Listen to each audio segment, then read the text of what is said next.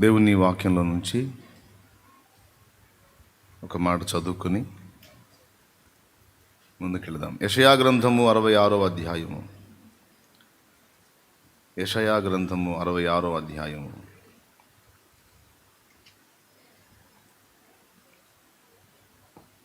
మొదటి వచనం, రెండవ వచనం.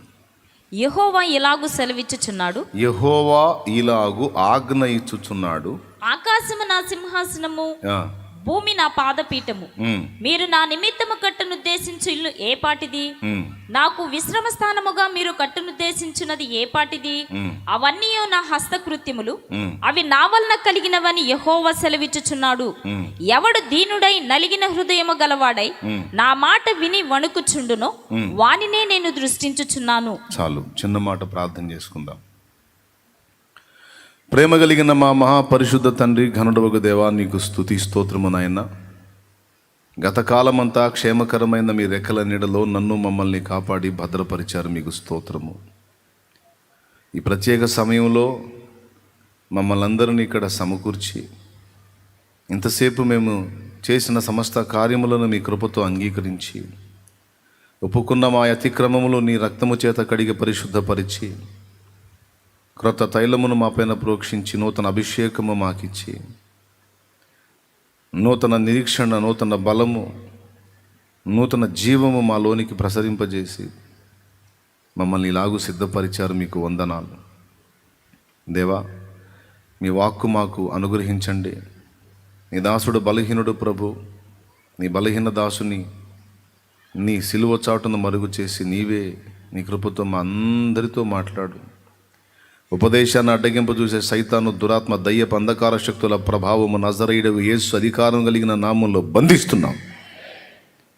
దేవా, మీ ప్రత్యక్షతను అనుగ్రహించి నాతో మాతో మాట్లాడమని యేసుక్రీస్తు నామమున ప్రార్థించి వేడుచున్నాం తండ్రి.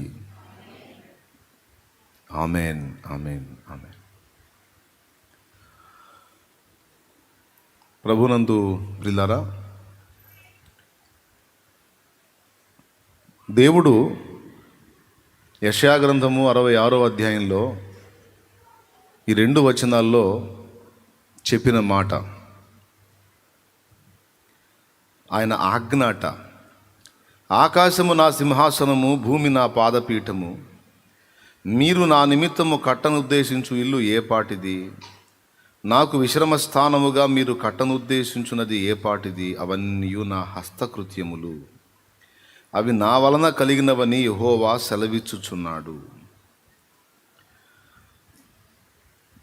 దేవుని నివాసంగా ఉండటానికి కట్టేదాన్ని ఏమంటాం మనం? మందిరం అంటాం. మందిరం అంటాం. దేవా, ఇదిగో ఇది నీ నివాస స్థానం, ఇది నీ మందిరం, ఇందులో నీవు నివసించి మమ్మల్ని ఆశీర్వదించు అని మనం సహజంగా మందిరాన్ని కడతాం.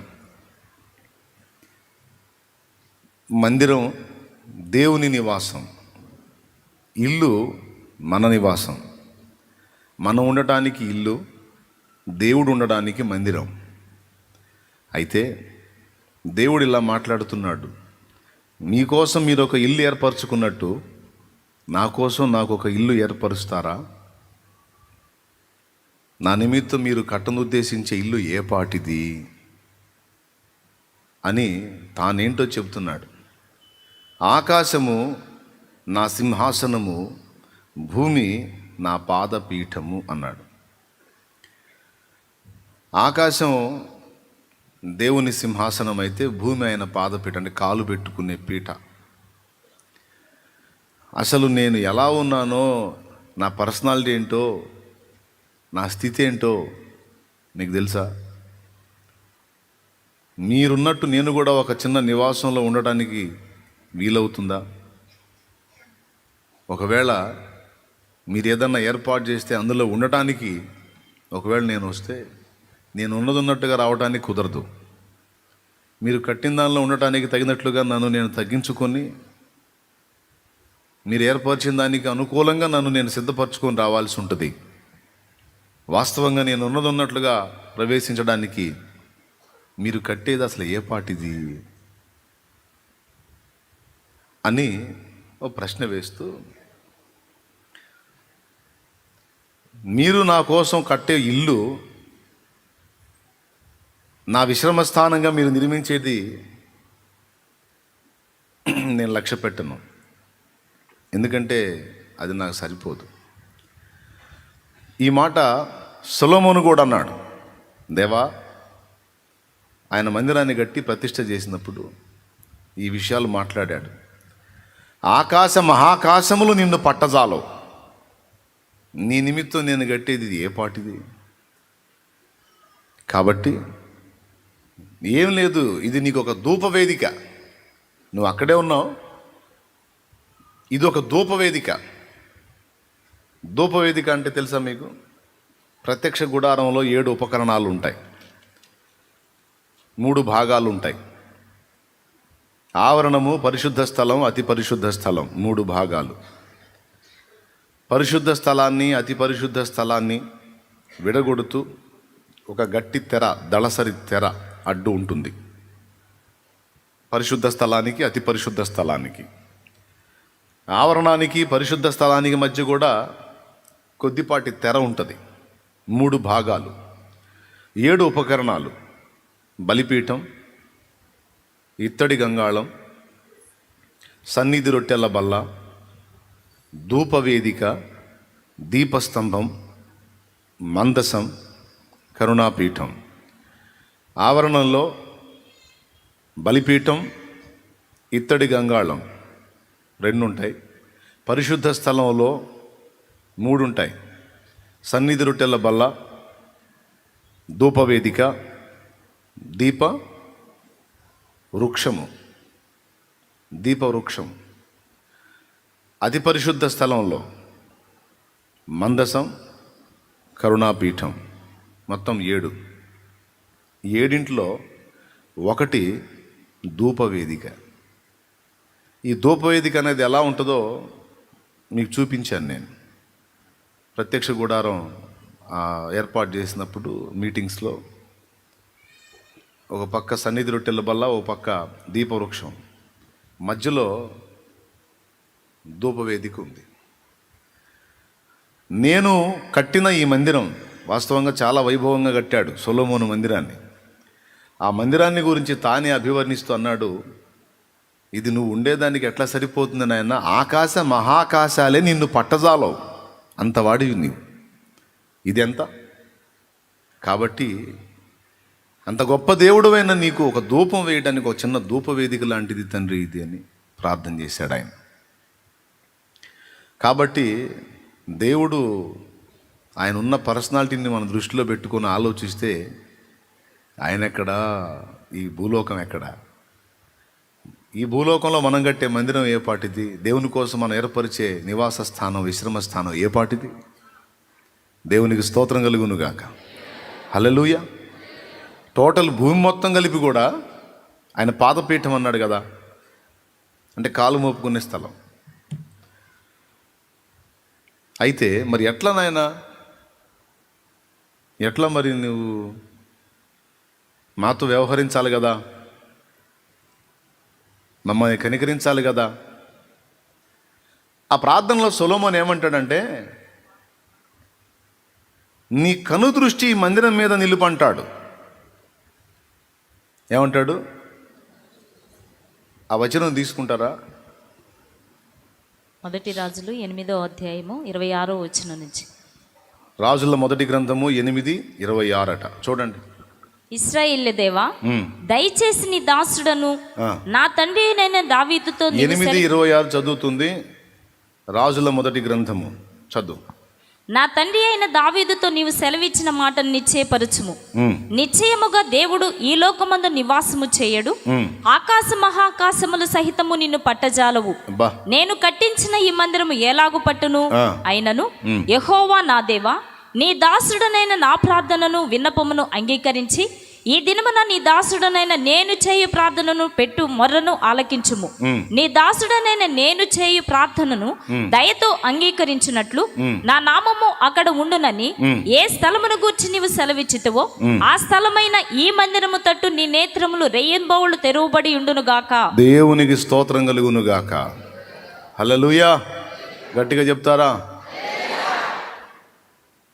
ఇప్పుడు ఈ వచనానికి ఆ వచనానికి సంబంధం ఉంది చూడండి. సొలొమోను ఒక మందిరాన్ని నిర్మించి,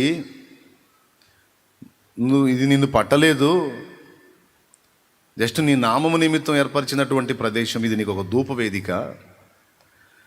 ఎందు నిమిత్తం ఇది ఏర్పాటు చేశానంటే, ఎవరైనా ఈ ప్రాంగణంలోకి వచ్చి నీ తట్టు తిరిగి మొర్రపెట్టి విజ్ఞాపనలు చేసి అయ్యా నీ గోజాడితే, దయచేసి నీ కన్నులు ఈ మందిరం మీదను అందులో ప్రార్థించే వారి మీదను ఉండునట్లు దయచూపు.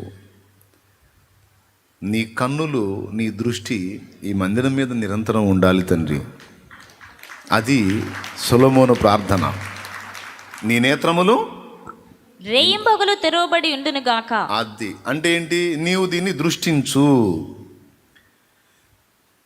నీ నిమిత్తం, నీ నామం మహిమ కొరకు, నీ నామము నిమిత్తం, నీ నామం ఎక్కడ ఉండున్నట్లు నేను ఏర్పరిచినటువంటి మందిరం మీద నీ దృష్టి నిలుపు అన్నాడు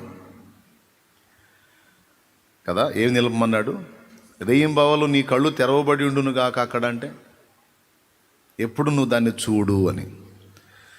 ఇక్కడ సొలొమోను ప్రార్థన యెషయా గ్రంథం 66లో ఏమంటున్నాడు చూడండి. మందిరం ఏ పాటిది? నాకు నివాస స్థలముగా, విశ్రమ స్థానముగా మీరు ఏర్పాటు చేసే ఇల్లు ఏ పాటిది?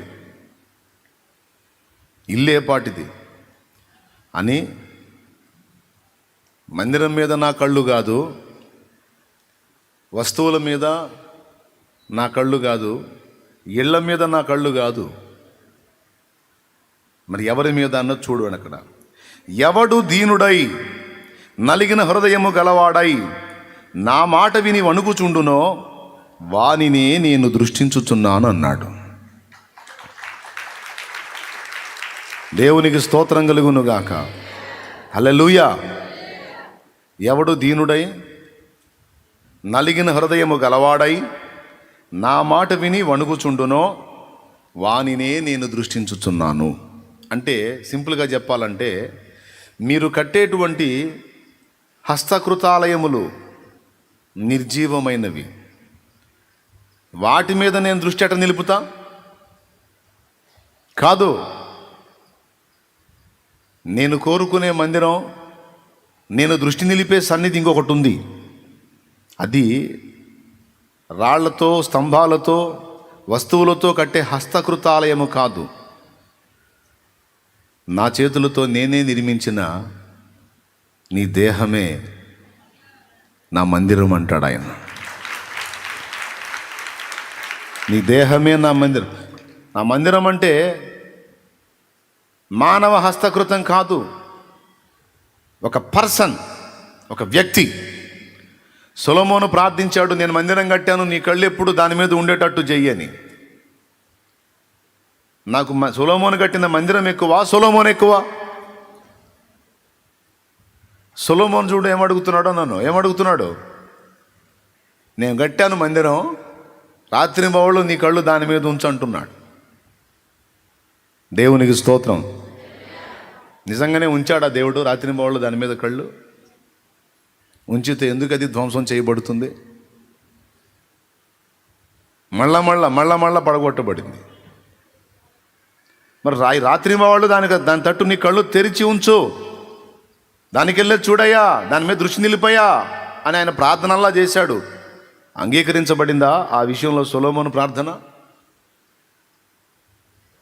సొలొమోను ఉన్నంతకాలం నడిచింది, తర్వాత అది పడగొట్టబడింది. అంటే దేవుడు దాన్ని లక్ష్య పెట్టట్లేదు, దేవుడు ఒక పర్సన్ని లక్ష్య పెడుతున్నాడు. సొలొమోను కట్టిన మందిరం కాదు, సొలొమోను కావాలి దేవునికి. ఈరోజు మనం దేవుని నిమిత్తం చేసేటువంటి కార్యాలు ఏవైతే ఉన్నాయో అవి సెకండు. ముందు మనం కావాలి దేవునికి. హల్లెలూయా. గట్టిగా చెప్పండి. ఇంకోసారి చెప్పండి. మనం కావాలి. ఏది కీలకమైందో దాన్ని గుర్తుపట్టమని దేవుడు మనతో మాట్లాడుతున్నాడు. ఏది ప్రాముఖ్యమైందో దాన్ని గ్రహించమని దేవుడు మనతో మాట్లాడుతున్నాడు. అయితే దేవుడు కోరుకునే విశ్రమ స్థానం, దేవుడు కోరుకునే నివాసం, దేవుడు ఏర్పరచుకునే ఇల్లు ఏది? హెబ్రీ పత్రిక ఒకసారి తీసుకోండి. హెబ్రీ పత్రికలో చాలా స్పష్టంగా చెప్తాడు.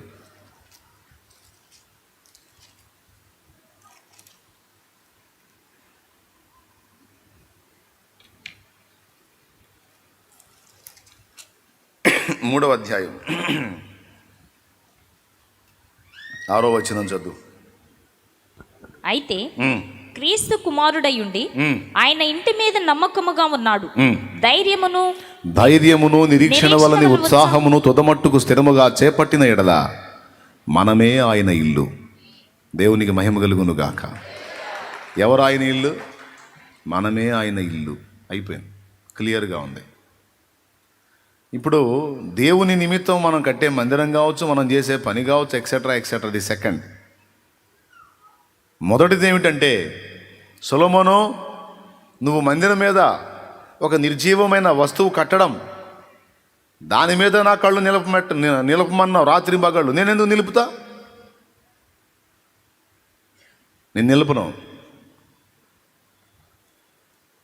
ఎవడు దీనుడై నలిగిన హృదయము గలవాడై నా మాట విని వణుకుచుండునో వాని మీద నిరంతరం రాత్రింబవళ్ళు నా కళ్ళు నిలుపుతా. ఇది దేవుడు చెప్తున్న మాట. అతడు నా ఇల్లు అన్నాడు. 3 సంగతులు చెప్పాడు అక్కడ. మొదటిది దీనుడై, రెండవది నలిగిన, ఏందని ఎవరు చెప్పట్లేదా? నలిగిన హృదయము గలవాడై, మూడవది నా మాట విని వణుకుచుండువాడు. దీనుడు అంటే అంత నీరసంగా మాట్లాడేవాడు, నీరసంగా మాట్లాడే తల్లి దీనంగా, ఏముందిలే అంతా భ్రమనాయన, అంతా మిథ్యనాయన, మాయనాయన. అదే ఆ దీనత్వం. విచిత్రం. యేసు ప్రభు వ్యవహారం మీరు చూడండి. మత్తయి సువార్త 11:28 అంటాడు, నేను సాత్వికుడను దీన మనస్సు గలవాడు, ప్రయాసపడి భారం మోయిచున్న సమస్త జనులారా నా యొద్దకు రండి, నేను మీకు విశ్రాంతి కలుగజేతును. నేను సాత్వికుడను దీన మనస్సు గలవాడను గనుక, నేను సాత్వికుడను దీన మనస్సు గలవాడను గనుక మీ మీద నా కాడి ఎత్తి నా యుద్ధ నేర్చుకునుడి. మీ మీద నా కాడి ఎత్తుకొని నా యుద్ధ నేర్చుకునుడి, అప్పుడు మీ ప్రాణములకు విశ్రాంతి దొరుకును అన్నాడు. దేవునికి మహిమ, సంతోషం. ఇప్పుడు యేసయ్య దీనుడా కాదా? సాత్వికుడా కాదా? దీనుడా కాదా? దీనుడైతే మనుషుల్లో కొంతమందిని చూసి మీరు సున్నం కొట్టిన సమాధులని వాళ్ళతో తగాదేసుకుంటాడా? అసలు మన లెక్కలో దీనత్వం వేరు, దేవుని లెక్కలో దీనత్వం వేరండోయ్. మనం అనుకునే దీనత్వం వేరు. మనం అనుకునే దీనత్వం ఏంటో తెలుసా? ఎవడు ఏ డ్యాన్స్ వేసినా, ఎవడు ఏ పాటు పడినా ఏమీ అనకూడదు, దీనంగా తగ్గించుకొని పోవాలి, గోవులాగా, గొర్రెలాగా. అది దీనత్వం మన భాషలో. దేవుని భాషలో దీనత్వం అది కాదు. దేవుని భాషలో దీనత్వం దేవునికి లోబడి దేవ వ్యతిరేకమైన స్థితులకు, వ్యక్తులకు, పరిస్థితులకు ఎదురు నిలవటమే దేవుని ఎదుట దీనత్వం. దేవునికి మహిమ కలుగును గాక. అప్పుడున్నటువంటి వాళ్ళు ఏమని మాట్లాడారో తెలుసా? యేసయ్యతో, బోధకుడా, నీవు దేవుని మార్గమును సరిగా ఉపదేశించువాడవనియు మోమాటము లేనివాడవనియు మేము ఎరుగుదుము. ఎలా ఉంటుంది ఆయన మాట అంటే మహా పెళుసుగా అనిపించింది వాళ్ళకి. ఆయన వ్యవహారం ఎలా ఉందంటే మామూలు మనుషులతో మామూలుగానే ఉంటున్నాడు. ఈ తేడాలు కనపడ్డప్పుడు మహా పెళుసుగా మాట్లాడుతున్నాడు. ఎంత పెళుసు అంటే వాళ్ళకి ఆయన చంపేయాలన్నంత కక్ష కలిగేటట్టు మాట్లాడుతున్నాడు. ఆయన మాటల దెబ్బకి వాళ్ళ హృదయాల్లో ఒక ఆలోచన కలిగింది. ఆయన ఎలాగూ చంపుదమా అని వాళ్ళు ఆలోచన చేశారు. ఎందుకు వాళ్ళ పరువు నిలువున తీస్తున్నాడు. అడిగితే సమాధానం చెప్పడు, ప్రశ్నిస్తే తిరిగి ప్రశ్నేస్తుంటాడు. బోధకుడా, ఏ అధికారాన్ని బట్టి నువ్వు ఇలా చేస్తున్నావు అని అడిగారు ఒకసారి వచ్చి. ఏ అధికారాన్ని బట్టి బాప్తిసం ఇచ్చి యోహాన్ చేశాడు అన్నాడు. ఆయన దేవుడిచ్చిన అధికారాన్ని బట్టి చేశాడు అంటే మరి మీరెందుకు నమ్మలేదు అతన్ని అంటారు ప్రభు. అది మనుషులు అతను సొంతంగా చేశాడు, దేవునికి అతనికి సంబంధం లేదంటే జనం వాళ్ళని రాళ్ళు తీసుకొని కొడతారు. ఎందుకంటే వాళ్ళందరూ బాప్తిసం ఇచ్చి యోహాను ప్రవక్త అని నమ్మారు, ఇరక్కపోయారు. బాప్తిసం ఇచ్చి యోహాను చేసిన కార్యములు దేవుని వలన కలిగినవి అంటే మరి మీరెందుకు నమ్మలేదంటారు. మనుషుడి వలన కలిగినవే అంటే జనం కొడతారు. బోధకుడా, ఏ అధికారమును బట్టి చేశాడో మాకు తెలియదు అన్నారు. ఎందుకు అడగలేదు ఆయన్ని? ఇప్పుడు నా దగ్గరకు వచ్చి ఎందుకు అడుగుతున్నారు? నేను మీకు చెప్పను అన్నాడు. సమాధానం చెప్పడు. దేవాలయం దగ్గరికి వెళ్ళి త్రాళ్ళని కొరడా కప్పేని అక్కడున్న పశువులను వాటన్నిటిని తోలివేసి రూకలు మార్చు వారి యొక్క బల్లలు పడద్రోసి ఒక దీనుణ్ణి ఒక్కసారి ఊహించండి మీరు. దీనుడు అంటే ఏంటి? ఏ వ్యాపారాలు చేసుకునేవాళ్ళు నా వ్యాపారాలు బాగున్నాయా, చేసుకో, మంచిది నాయన, సంతోషం నాయన, పశువులు బాగా అమ్ముడుపోతున్నాయా, బాగా అమ్ముకోయా, రూకలు బాగా మారుతున్నాయా, మార్చుకున్నాయా, నేను ఎవరిని కదిలించినయ్యా, నేను దీనుణ్ణి, సాత్వికుణ్ణి, అసలు ఎవరి జోలికి వెళ్ళనయ్యా, జాగ్రత్తగా. పావురాలు బాగా అమ్ముడుపోతున్నాయా, గొవ్వలు పావురాలు మంచిగా అమ్ముకుంటున్నారా బాగా, నేను సాత్వికుణ్ణి, దీనుణ్ణయ్యా. ఏం మాట్లాడు? మన లెక్కలో దీనత్వం అంటే ఎవడికి ఏ నొప్పి తగిలినేయకూడదు. కానీ ఇక్కడ దొల్లించాడు, పెట్టాడు ఆడియాడ. ఒక్కసారి ఊహించండి ఆ సన్నివేశాన్ని మీరు. అదే ఆ బల్లల దగ్గర మీరే నిలబడి ఆ వ్యాపారాలు మీరే చేసుకుంటుంటే ఒక వ్యక్తి వచ్చి అన్నీ పడదోసి గందరగోళం చేసి బీభత్సం చేస్తే ఆ వ్యక్తిని మీరు ఎలా అనుకుంటారు? దీనుడు అంటారా, లేకపోతే కఠినుడు అంటారా? దీనుడు అంటారా? ఎంత అహంకారం! కాదంటే బయటికి తీసుకెళ్ళమని చెప్పాలి, పడదోస్తాడా? ఏంటండి ఇంత అహంకారం ఏందండి? ఏం కారం? ఇంత అహంకారం ఏందండి? కాదండి దొల్లిచ్చేస్తాడు ఏందండి? మా రూకలన్నీ కింద పడిపోయినాయి బాబు. కాదు బయటికి వెళ్ళండి అంటే వెళ్ళిపోతాం. ఏంటిది? మా పశువులన్నిటిని మేము కష్టపడి కొనుక్కొచ్చుకున్న వాటిని తీసుకెళ్ళి తోలేశాడు బయటికి. మా పావురాలని పైకి ఎగరేశాడు. మా పని అంతా పాడు చేశాడు, మా వ్యాపారం అంతా లాస్ చేశాడు. కాదంటే బయటికి వెళ్ళిపోతాం కదా. ఏమిటండి ఈ అహంకారం? అవునా కాదా? ఇప్పుడు దీనిలో ఎవరు? వ్యాపారాలు చేసుకునేవాళ్ళు. ఏం చేసుకునేవాళ్ళు? అహంకారం ఎవరు? మానవ కోణంలో చూస్తే. కానీ దేవుని కోణంలో చూస్తే ఆయన దేవుని ఎదుట దీనుడై దైవ చిత్తము నెరవేర్చుటయే తన జీవిత పరమావధిగా భావించి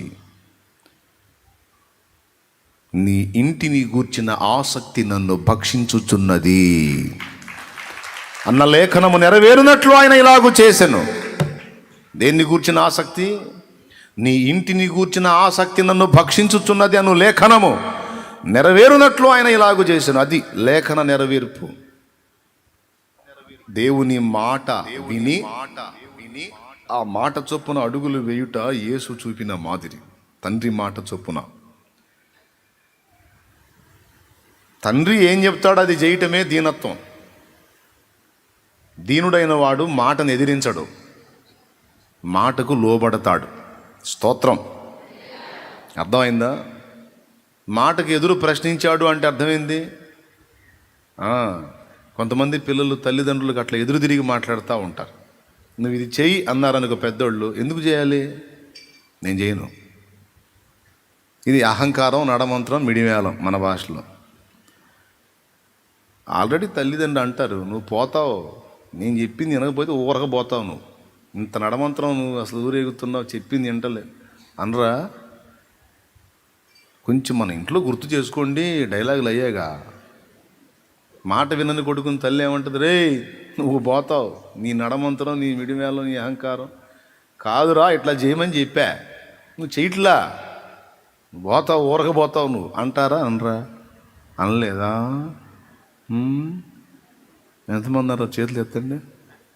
ఎప్పుడు అనలేదా? ఒక్కసారి కూడా అనలేదా? మీరు ఎత్తడా?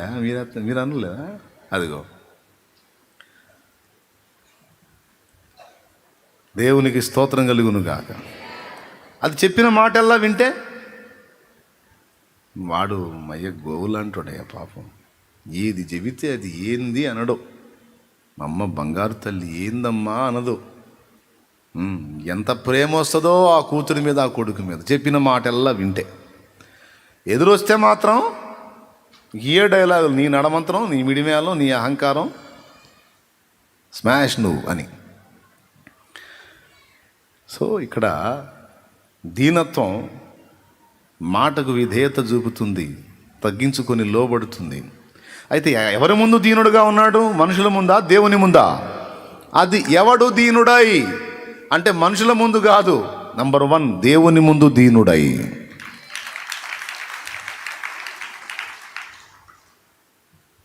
యేసు ప్రభు సిలువకు అప్పగింపబడ్డప్పుడు దీనుడై ఒక్క మాటైనా పలుకలేదు. ఎందుకు? మనుషుల ముందు దీనుడుగా ఉండాలని తగ్గించుకున్నాడా? మనుషుల ముందు దీనుడుగా ఉండాలని తగ్గించుకున్నాడా? మరి మనుషుల ముందు దీనుడుగా ఉండాలని తగ్గించుకుంటే పొంతి పిలాతు అలా ఎందుకు మాట్లాడాడు? నీవు రాజువా అని ఆయన అడిగితే, ఏదో ఏదో ఏం రాజునోళ్ళయ్యా, ఏందోళ్ళయ్యా అని ఇట్లాంటి దీనపు మాటలు మాట్లాడా? నీవన్నట్టే అన్నాడు. ఎట్లా ఉంటుంది ఆ సమాధానం చూడండి మీరు. మళ్ళీ కొన్ని మాట్లాడుగుతాడు. నాకున్న అధికారం నీకు తెలుసా, నేనేమైనా చేయగలుగుతాను. పైనుండి నీకు నా తండ్రి అవకాశం ఇవ్వకపోతే నీవు నన్నేమీ చేయలేవు. ఇప్పుడు ఇది సమయం, అవకాశం ఇచ్చాడు, అందుకే నువ్వు నన్ను ఈ సభలో నిలబెట్టావు. కరెక్ట్ ఆన్సర్ చేయడు. నువ్వు రాజువా అంటే నువ్వు అన్నట్టే అంటాడు. నిన్నేమైనా చేసే అధికారం నాకు ఉందంటే అక్కడి నుంచి నీకు అవకాశం ఇవ్వకపోతే నువ్వేం చేస్తావు అంటే ఏంది అర్థం? నువ్వు ఆఫ్టర్ ఆల్ రా, పైన ఉన్నాడు రాజాది రాజు. స్తోత్రం చెప్పు. అంటే నువ్వెంత, నీ బతుకెంత, ఏది నువ్వు చేసేది, నీ బొంత. అక్కడ అవకాశం ఇవ్వకపోతే పిలాతే ఒక లీడర్ కదా, ఒక అధికారి కదా, ఒక అధిపతి కదా, అలాంటి వాడి ముందు ఏమన్నా మనమైతే అసలు ఎంత బెండ్ అవుతాం, ఎంత గడగడలాడుతాం, ఎంత వినయాన్ని, ఎంత దీనత్వాన్ని ప్రదర్శిస్తాం. ఆయన దేవుని ఎదుట దీనుడై ఉన్నాడు, రాజులను కూడా లక్ష్య పెట్టలేదు. మరి మనుషుల ముందు దీనంగా నడుచుకున్నాడు అంటే దెబ్బలు తిన్నాడు, అవమానాలు పొందాడు. ఇవన్నీ కూడా ఎందు నిమిత్తం? తండ్రి చిత్తము నెరవేర్చడానికి, దేవుని మాట చొప్పున చేయటానికే. మనమేం జాలి పడుతుంటాం, యేసయ్యా ఒక మాట కూడా మాట్లాడలేదా, ఎంత దీనుడు అయ్యా, ఎంత తగ్గించుకున్నావయ్యా అని మనం పాడుతాం. నిజమే, దీనుడే తగ్గించుకున్నాడు. ఎక్కడ? తండ్రి ముందు. ఆయన అప్పచెప్పాడు కనుక అప్పగించబడ్డాడు. నీవు సిలువ మరణం పొందినంతగా నాకు విధేయత చూపాలని, నీ చిత్తమే సిద్ధించుగాక అని లోబడ్డాడు. సో దేవునికి విధేయత చూపటం, దేవునికి మాట విని ఆ మాట చొప్పున చేయటం, ఆ మాట నెరవేర్చడం కోసం దేనినైనా ఎవరినైనా ఎదిరించడానికి నడుం కట్టి సిద్ధంగా ఉండటం దేవుని దృష్టిలో దీనత్వం. అంతేగాని ఎవరు కనపడ్డా ఏం చేసినా ఏం పర్వాలేదు, దీనుండి దీనురాలి, ఏ డ్యాన్స్ అన్నా వేసుకో, ఏ వేషం అన్నవి, ఎట్టనన్నా ఊరేగ, నేను ఎవరికి నొప్పి కలిగించను, నొప్పింపక తానవ్వక. వింటున్నావా? నొప్పింపక తానవ్వక, ఎవ్వరికి ఇబ్బంది కలిగించకుండా. ఏంది అన్నత్వం ఇదే? కాదు, ఎదిరించాడు కొంతమందిని. మరి బీదలు దీనులైన వాళ్ళు వచ్చినప్పుడు వాళ్ళ ముందు దీనుడు కాదు, కనికర పూర్ణుడు. వాళ్ళనేమో కనికరించాడు, ఎందుకంటే వారు దీనులుగా ఉన్నారు. ఆయన ముందు వారు దీనులుగా ఉన్నారు. వారి దీన స్థితి యందు కనికరపడి వారికి సహాయం చేశాడు. బిడ్డను కోల్పోయింది నాయన్ అనే గ్రామంలో ఒక విధవరాలు. భర్త లేడు, ఉన్న కొడుకు చచ్చిపోయాడు. గోడుని ఏడుస్తుంది, ఏ దిక్కు లేదు. గుండెలు బాదుకొని మహారోధం చేస్తుంది. శిష్యులతో కలిసి వస్తున్నాడు, చూశాడు. వాళ్ళంత దూరాన ఆ శవాన్ని మోసుకొని పోతున్నారు పాడి మీద. ఆమెకి వెళ్ళి చూశాడు, ఆ చచ్చిపోయినోడికి వెళ్ళి చూశాడు, ఆ మోసే వాళ్ళకి వెళ్ళి చూశాడు, ఆమెను ఓదార్చే వాళ్ళకి వెళ్ళి కూడా చూసి గమనించాడు. ఆ పాడి దగ్గరికి వెళ్ళి పాడిని ముట్టండి, ఆపండి అన్నాడు. ఈ చిన్నవాడు నిద్రించుచున్నాడే కానీ చనిపోలేదు. వాళ్ళు చెప్పు ఉండొచ్చు, నిద్రించాడా అంటే నిద్రపోయేవాడిని తీసుకెళ్ళి బూడిసి పెట్టడానికి పోతున్నావా, బొంద పెట్టడానికి పోతున్నావా, మాకేమన్నా మెంటలా? చచ్చిపోయాడు సార్, వాడు నిన్ననంగా పోయాడు, లేకపోతే ఈరోజు పొద్దుననంగా పోయాడు చెప్పుంటారు. నో నిద్రపోతున్నాడు కానీ చనిపోలేదని. చిన్నవాడ నిన్ను లెమ్మనుచున్నాను, లే అని లేపాడు.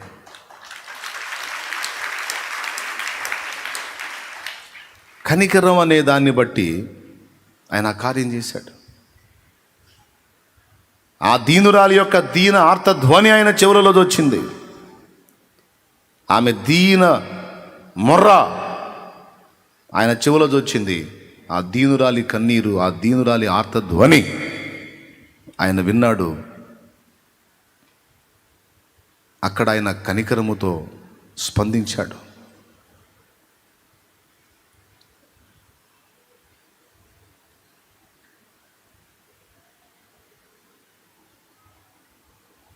ఈ చిన్నవాడు నిద్రించుచున్నాడే కానీ చనిపోలేదు. అది తల్లి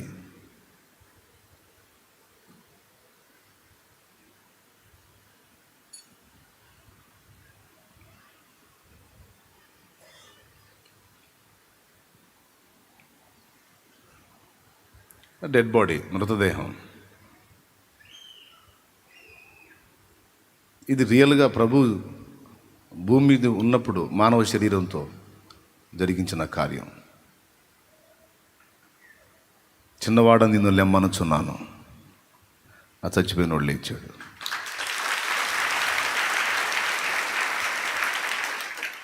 దేవునికి స్తోత్రం కలుగును గాక. హల్లెలూయా.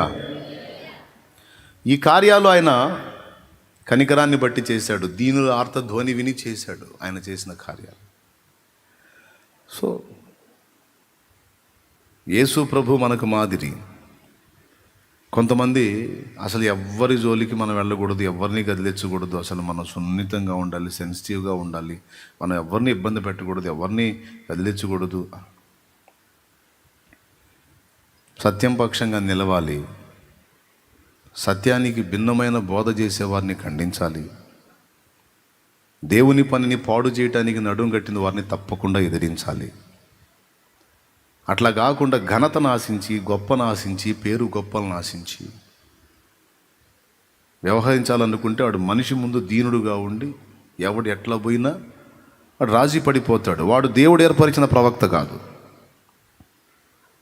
వాడు దేవుడు ఏర్పరచుకున్న పాత్ర కాదు. ఒక అబద్ధంతో, అసత్యంతో, తప్పుతో రాజీ పడ్డాడు. వాడి ఘనత కోసం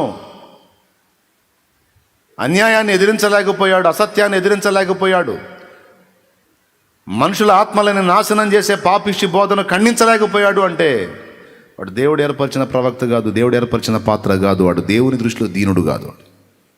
వాడు మనుషుల దయ కోసం మనుషుల దృష్టిలో దీనుడైపోయి ఓ నటన చేస్తున్నటువంటి వ్యక్తి ఈ లెక్కలోకి వస్తాడు. మనం దేవుని ఎదుట దీనులుగా ఉండున్నట్లు జాగ్రత్త పడాలి. ఈ నేపథ్యంలో మనుషులతో కొన్నిసార్లు కఠినంగా వ్యవహరించాల్సి రావచ్చు, తప్పదో. ప్రభువే మాదిరి కొన్నిసార్లు కరాఖండిగా ఉన్నాడు. నికోదేము అని మనుషుడు రాత్రి వేళ వచ్చాడు. ఆయనతో సంభాషణ ఉంటుంది. బోధకుడా, నీవు పరలోకం నుండి వచ్చిన వాడు అని నువ్వు అంతా ఇంత అని ఆయన గురించి గణపరిచి మాట్లాడుతుంటే ఈయన తర్వాత కానీ ఒకడు క్రొత్తగా జన్మించితేనే కానీ దేవుని రాజ్యమును చూడడని నీతో నిశ్చయముగా చెప్పుచున్నాను. ఈ పొగడ్తలు, ఈ భజనలు చూద్దాం, తర్వాత చూద్దాం. ముందు తిరిగి జన్మించావా? క్రొత్త జన్మ ఎత్తావా? క్రొత్తగా జన్మించితేనే కానీ దేవుని రాజ్యం చూడు. నువ్వు దేవుని దగ్గర నుంచి వచ్చావని నాకు భజన చేయటం కాదు, నేను అక్కడి నుంచి వచ్చాను. ముందు నువ్వు దేవుని దగ్గరకు చేరేది చూసుకో. స్తోత్రం. అదే భజన మనకు చేస్తే, ఏసై ప్లేస్లో మనం ఉండి అదే భజన మనకు చేస్తే, బోధకుడా నువ్వు దేవుని యొద్ద నుండి వచ్చిన వాడవని నేను ఎరుగుదును. దేవుని కృప. Thank you, thank you, thank you brother Nicodemus, thank you. అవన్నీ పక్కన పెట్టవా, నాకు చెప్తావు ఏంది? నువ్వు దేవుని దగ్గర నుంచి వచ్చావని. నువ్వు దేవుని దగ్గరికి చేరే సంగతి చూసుకో. ఒకడు క్రొత్తగా జన్మించితేనే కానీ దేవుని రాజ్యంలో ప్రవేశించడం. ముసలివాడైన మనుషుడు ఎలాగో ప్రవేశించును, ఎలాగో తిరిగి జన్మిస్తాడు అన్నాడు. ఈయన క్వశ్చన్ చూడు. ఆ తర్వాత సమాధానం చెప్పి మళ్ళీ ఒక మాట, ఇశ్రాయేలుకు బోధకుడు అయి ఉండి ఈ సంగతి తెలియదా నీకంట.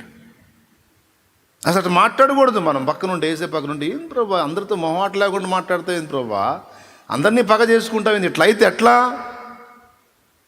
మనం నొప్పించకూడదు, మనం సౌమ్యంగా ఉండాలి. సౌమ్యంగా ఉండాలా? మరి యేసు ప్రభు చూపించిన మాదిరి. దేవునికి స్తోత్రం. ప్రియులారా, దేవుడు ఎవరిని దృష్టిస్తున్నానని చెప్తున్నాడో ఆ పాయింట్ మీకు అర్థం కావటానికి చెప్తున్నా. చెడుగుతో, పాపంతో, తప్పుడు విధానాలతో రాజీ పడిపోయి, నేను ఎవరి జోలికి వెళ్ళను, ఎవరిని కదిలించను, ఎవరితో నాకు సంబంధం లేదు అనే వ్యక్తి దేవుని ఎదుట దీనుడు కాదు, వాడు మనుషుల ఎదుట దీనుడు. దేవుని దృష్టిలో వాడు అహంకారి. ఎందుకంటే దేవుడు చెప్పిన మాట లక్ష్య పెట్టట్ల వాడు. ప్రవక్తల్ని గమనించండి మీరు. జనులు ఏమనుకొనొచ్చుంటారో అని లక్ష్య పెట్టలా. ఇశ్రాయేల్ రాజు దగ్గరికి పోయాడు ఏలియా. అక్కయ్యో యాడికి పోయినాడు, నువ్వు యాడికి పోతున్నావు? యాడికి పోయాడు? చెప్పు, యాడికి పోయాడు? ఇశ్రాయేల్ రాజు దగ్గరికి పోయాడు. రాజు దగ్గరికి పోయా ఉన్నాడు. మహారాజా, హౌరాజా, కొంచెం దేవుడు మీరు బాగానే చేస్తున్నారు, కొంచెం ఇట్లాంటి ఏమైనా మాట్లాడా? ఎవరి సన్నిధిని నేను నిలిచి ఉన్నానో యెహోవా జీవము తోడు, ఎవని చిత్తములో నేను అడుగులు వేస్తున్నానో, ఎవని మాట చొప్పున నడుస్తున్నానో ఆ యెహోవా జీవము తోడు. అహబో, ఇది మొదలుకొని 300 సంవత్సరం ఆకాశపు మంచైనను వర్షమైనను ఈ దేశం మీద కురవదు. అస్సలు లెక్క చేయదు. డిపార్ట్మెంట్లో పై స్థాయి ఆఫీసర్ వచ్చాడు ఎలీషా దగ్గరికి. లోపల నుంచి బయటికి రాలా, గదిలోంచి బయటికి రాలా. ఆయన ఉన్న ప్రాంతంలో పాప ఎక్కడో సిరియా నుంచి వచ్చాడు, లెక్క చేయలే. మనమైతే ఎంత ఫీల్ అవుతామండి? మీరు ఎంత దూరం ప్రయాణం చేసి వస్తే నేను గదిలో నుంచి, ఇంట్లో నుంచి బయటికి రాలేదనుకో, ఎన్ని తిట్టుకుంటారు?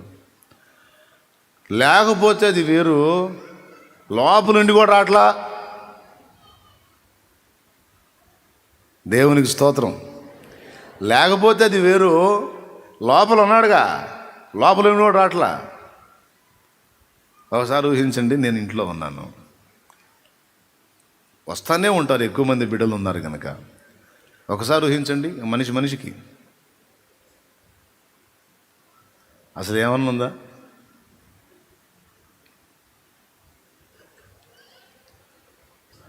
రావాలి. కొన్నిసార్లు కొన్ని పరిస్థితులను బట్టి స్పందించాను, కొన్నిసార్లు స్పందించలేను. అందుకే ఎన్నోసార్లు చెప్పా, ఒక మనుషుని లక్ష్య పెట్టవద్దు, మనుషుని నిమిత్తం మీరు ఎదురు చూడొద్దు.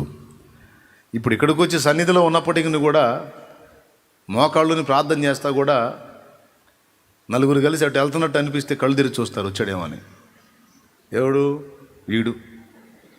దేవునికి స్తోత్రం. వచ్చాడేమో అని చూస్తుంటారు. అరే మోకాళ్ళు నీవి ప్రార్థన చేస్తుంటివి, కళ్ళ ముందు ఎవరున్నారు? పెద్ద ఆయన ఏసై ఉన్నాడు. ఏసైని కూడా పక్కన పెట్టి వీడు ఎక్కడున్నాడో అని దేవులాడుతూ ఉంటాడు. ఒక మనుషుని కోసం. వీడు ఒక మనుషుడు, నీకు అందవచ్చు అందకపోవచ్చు. అందరికీ అందాలంటే ఏమవుతాడు? కష్టం కదా. అందుకే ఒక మందను ఒక కాపరే ఎక్కువ సంఖ్యలో ఉన్న మందను కాయలేడు కనుకనే ఉపకాపర్లను ఏర్పరిచాను మీ భద్రత కోరి.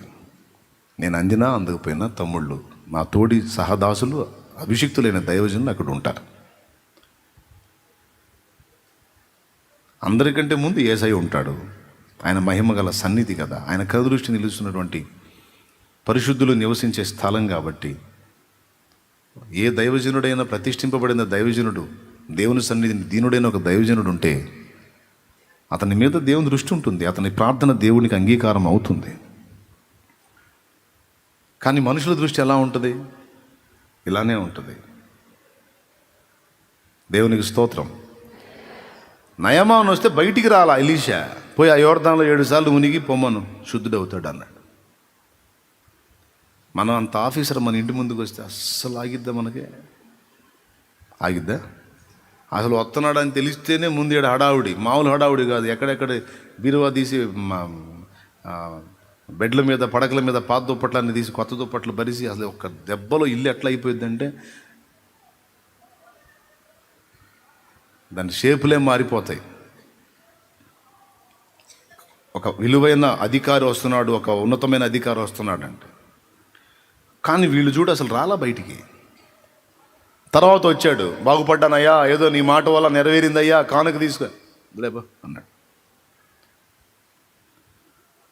రోగం తగ్గించుకున్నావు, కానుక ఇచ్చిపోతున్నావు అని రుణం తీర్చుకుంటున్నా అయింది. వ్యాపారం చేస్తున్నాను ఏంది?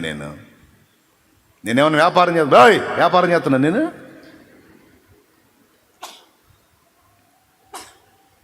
కానుకలకి ఏమన్నా స్వస్థత వరాలు అమ్ముకుంటున్నాను, స్వస్థతలు అమ్ముకుంటున్నాను ఏంది? ఎవరికి కావాలి నీ కానుక? పో, నీ జీవితాంతం ఎవరు నిన్ను స్వస్థపరిచారో ఆయనకి కృతజ్ఞత కలిగి బతుకుపో. వ్యాపారం కాదు ఇది. రావాలి బాబు, రావాలి, ఫలాన్ జబ్బుకింత, ఫలాన్ జబ్బు. స్వస్థత వ్యాపారాలు ఏమైనా జరుగుతున్నాయి? నీ డబ్బు లేదు, నీ తలకాయ లేదు, పో. దేవుని కృతజ్ఞత కలిగి బతుకుపో. నువ్వు ఇచ్చే కానుక నాకే పాటిది? ఎంత డబ్బు తీసుకొచ్చి, ఎంత డబ్బు పెట్టి నీ రోగాన్ని బాగు చేసుకోగలిగావు నువ్వు? అర్థమైపోయిందిగా నీ డబ్బు అన్నిటికీ చెల్లదని. అట్లీస్ట్ నీ బాడీ మీద ఉన్న రోగాన్ని తగ్గించడానికి కూడా నీ డబ్బు చల్లదని అర్థమైపోయిందిగా. మరి ఏది అవసరం? దైవశక్తి. అది ఉంది నా దగ్గర, నా దేవుడు ఉన్నాడు.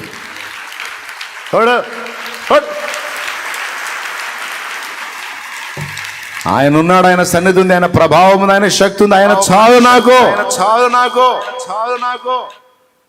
ప్రవక్తల వ్యవహారాలు రాజీ పడరు.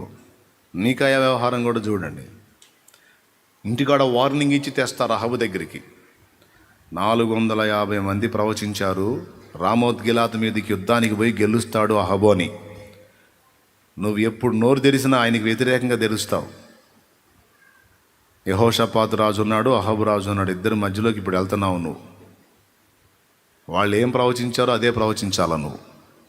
భిన్నంగా మాట్లాడావా నీ పని అయ్యిద్ది అని మీకాయాకి ఇంటికాడ వార్నింగ్ ఇచ్చి ప్రవక్తకి తీసుకెళ్ళారు. తీసుకెళ్తే అక్కడికి పోయినాక ఏమన్నాడు? వెళ్ళు రాజా, యుద్ధంలో జయం వచ్చిద్ది అని వెటకారంగా అంటాడు. వెటకారంగా అన్నాడని ఎక్కడుంది అక్కడ అంటారేమో. మామూలుగా అనేది వేరు, కొంచెం వెటకారంగా అనేది వేరు. రామోత్ గిలాదు మీదకి యుద్ధానికి వెళ్ళు రాజా, దేవుడు నీకు జయం అనుగ్రహించును అన్నాడు. వెంటనే అహబ్ అంటాడు, మీకాయా నీవు చెప్పదలుచుకున్నది ఏదో చెప్పంటాడు. అంటే ఏ టైపులో అంటే ఆ మాట అన్నాడు? వెళ్ళు రాజా, వెళ్ళు, జయం వచ్చింది. ఏదో తేడాగా ఉంది, నువ్వేం చెప్పాలనుకున్నావు చెప్పు. ఏం చెప్పాలా? దేవుడు ఏం చెప్పాలో చెప్పేశాడు నాకు, అదే చెప్తా విను. నాకు చెప్పు, నోరు మూసుకొని ఇంటికి వెళ్ళండి అన్నాడు. యుద్ధానికి కాదరా, ఇంటికి పోండి. ఎందుకో తెలుసా మహారాజా, ఈ మారు యుద్ధానికి పోతే మూడింది జనానికి కాదు నీకు. ఎందుకంటే దేవుడు నిన్నే ఎత్తేయాలని డిసైడ్ అయ్యాడు. నీకే మూడిందిరా చావు. ఇశ్రాయేలు కాపరి లేని గొర్రెల వలె చెదరి ఉండుట నేను కనుగొని ఉన్నాను, చూచి ఉన్నాను, వెళ్ళి ఇంటికి వెళ్ళి అన్నాడు. అయినా సరే వీడు ఆ మాట లక్ష్య పెట్టకుండా యుద్ధానికి పోయాడు. పోటీకి అంతే పోయాడు అటు నుంచి అటే. అంటే దేవుడు ఏం చెప్పమన్నాడో, దేవుడు ఎలా వ్యవహరించమన్నాడో, దేవుడు ఎలా నడవమన్నాడో అదే దైవజనుని పరిచర్య. అది దేవుని దృష్టిలో దీనత్వం. అంతేగాని వాళ్ళేమని అనుకుంటారేమో, వీళ్ళేమని అనుకుంటారేమో, వాళ్ళేమని ఫీల్ అవుతారేమో, మన ఘనత తగ్గిపోయిద్దేమో, మనకు భజన పరులు తగ్గిపోతారేమో, కొంతమంది అనుకుంటూ ఉంటారు. చాలే మనకెందుక వాళ్ళ జోలి వీళ్ళ జోలి, అసలు ఎందుకు అనవసరంగా ఇతరుల గురించి ఎందుకు అంటే వాళ్ళకి అర్థం కాల. నన్ను ఎవరు ఏర్పరచుకున్నారో, ఎవరు నన్ను వాడుకొని ఇంత పరిచర్య జరిగించారో, ఎవరు నన్ను పిలిచారో, ఎవరు నన్ను అభిషేకించారో, ఎవరు నా నుండి పలికిస్తున్నారో, ఏమేమి చేయమని బోధిస్తున్నారో, ఏదేది చేయమని నడిపిస్తున్నారో ఆ అసలు వ్యక్తిని గుర్తుపట్టలా. దాన్ని గుర్తించిన వాడు ధన్యుడు. హల్లెలూయా. ఎవరి గురించి ఎత్తాలో, ఎవరి గురించి ఎత్తకూడదో, ఎప్పుడు ఎత్తాలో, ఏ విధంగా ఎత్తాలో అన్నీ నాకు తెలుసు. ఆయన నడిపింపును కోరుకునే ఈ బలిపీఠం ఎక్కుతా. కాబట్టి ఒక అడుగు నా నుండి పడింది అంటే తక్కువ అంచనా వేయద్దు, పొరపాటుగా ఆలోచన చేయొద్దు. అది మీకు ఎఫెక్ట్. నన్ను కొంతమంది పాపం తిక్కలోడి కింద అనుకుంటారేమో. నేను తిక్కలోడినే, కానీ నన్ను నడిపించేవాడు తిక్కలోడు కాదు, ఆయన మేధావి. నా గురించి ఒకవేళ తేలిగ్గా అనుకోవచ్చు, కోర్స్ నేను తేలికైన వాడినే కావచ్చు, కానీ నన్ను నడిపేవాడు బరువైన వాడు. అది నీ జీవితంలో అయినా నా జీవితంలో అయినా ఒకటే. నేను ఒకటే డిసైడ్, దేవుని ముందు దీనుడుగా నడుచుకోవాలి, మనుషుల ముందు కాదు. Praise the Lord. చెప్పు ఆ 3 సంగతులు. ఎవడు దీనుడై, మొదటిది దీనత్వం. దీనత్వంలో ఉన్న రహస్యం ఇది. దీనత్వం అంటే ఏంది? చిన్న శబ్దముతో ఓరికి నొప్పి కలిగించకుండా అందరికీ ఆమోదయోగ్యంగా మాట్లాడటం కాదు దీనత్వం. దేవుడు వ్యతిరేకించిన దాన్ని వ్యతిరేకించటం, దేవుడు చెప్పమన్న దాన్ని చెప్పటం, నడవమన్న తీరు నడవటం, దేవునికి లోబడటమే, దేవునికి విధేయత చూపటమే దేవుని దృష్టిలో దీనత్వం.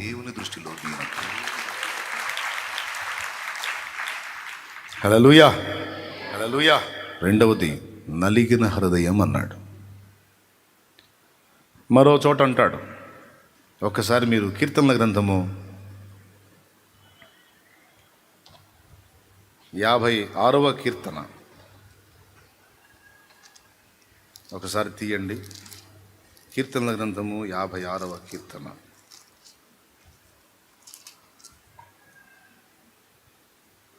తీసినారా?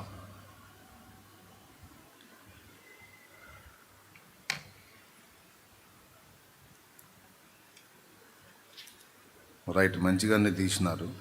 51వ కీర్తన 17వ వచనం చదువు. విరిగిన మనసే దేవునికి ఇష్టమైన బలులు. దేవా, విరిగి నలిగిన హృదయమును నీవు అలక్ష్యము చేయవు. నీ కటాక్షము చొప్పున సియోనుకు మేలు చేయవు. చాలమ్మా.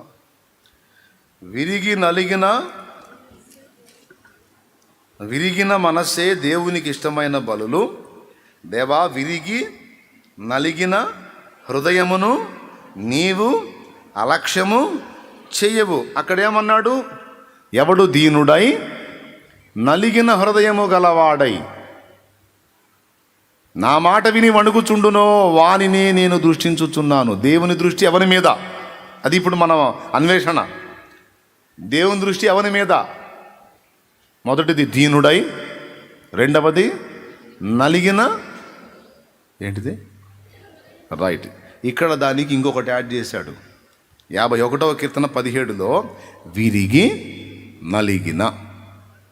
స్టార్టింగ్లో పాట ఏం పాడాం? చివరి వచనం, విరిగి నలిగిన బలియాగముగను నా హృదయమర్పింతును. విరిగి నలిగిన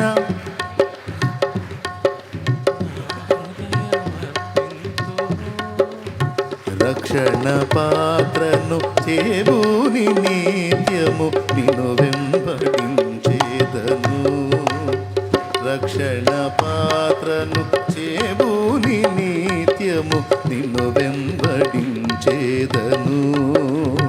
నీవు చేసిన ఉపకారములకు దేవునికి మహిమ. ముసుగు వేసుకోమని చెబుతున్నామా? నేను ఇలా అంటుంటే పాటలు ఎట్లా అంటున్నానే అనుకుంటున్నాను. దేవునికే స్తోత్రం చెప్పండి గట్టిగా.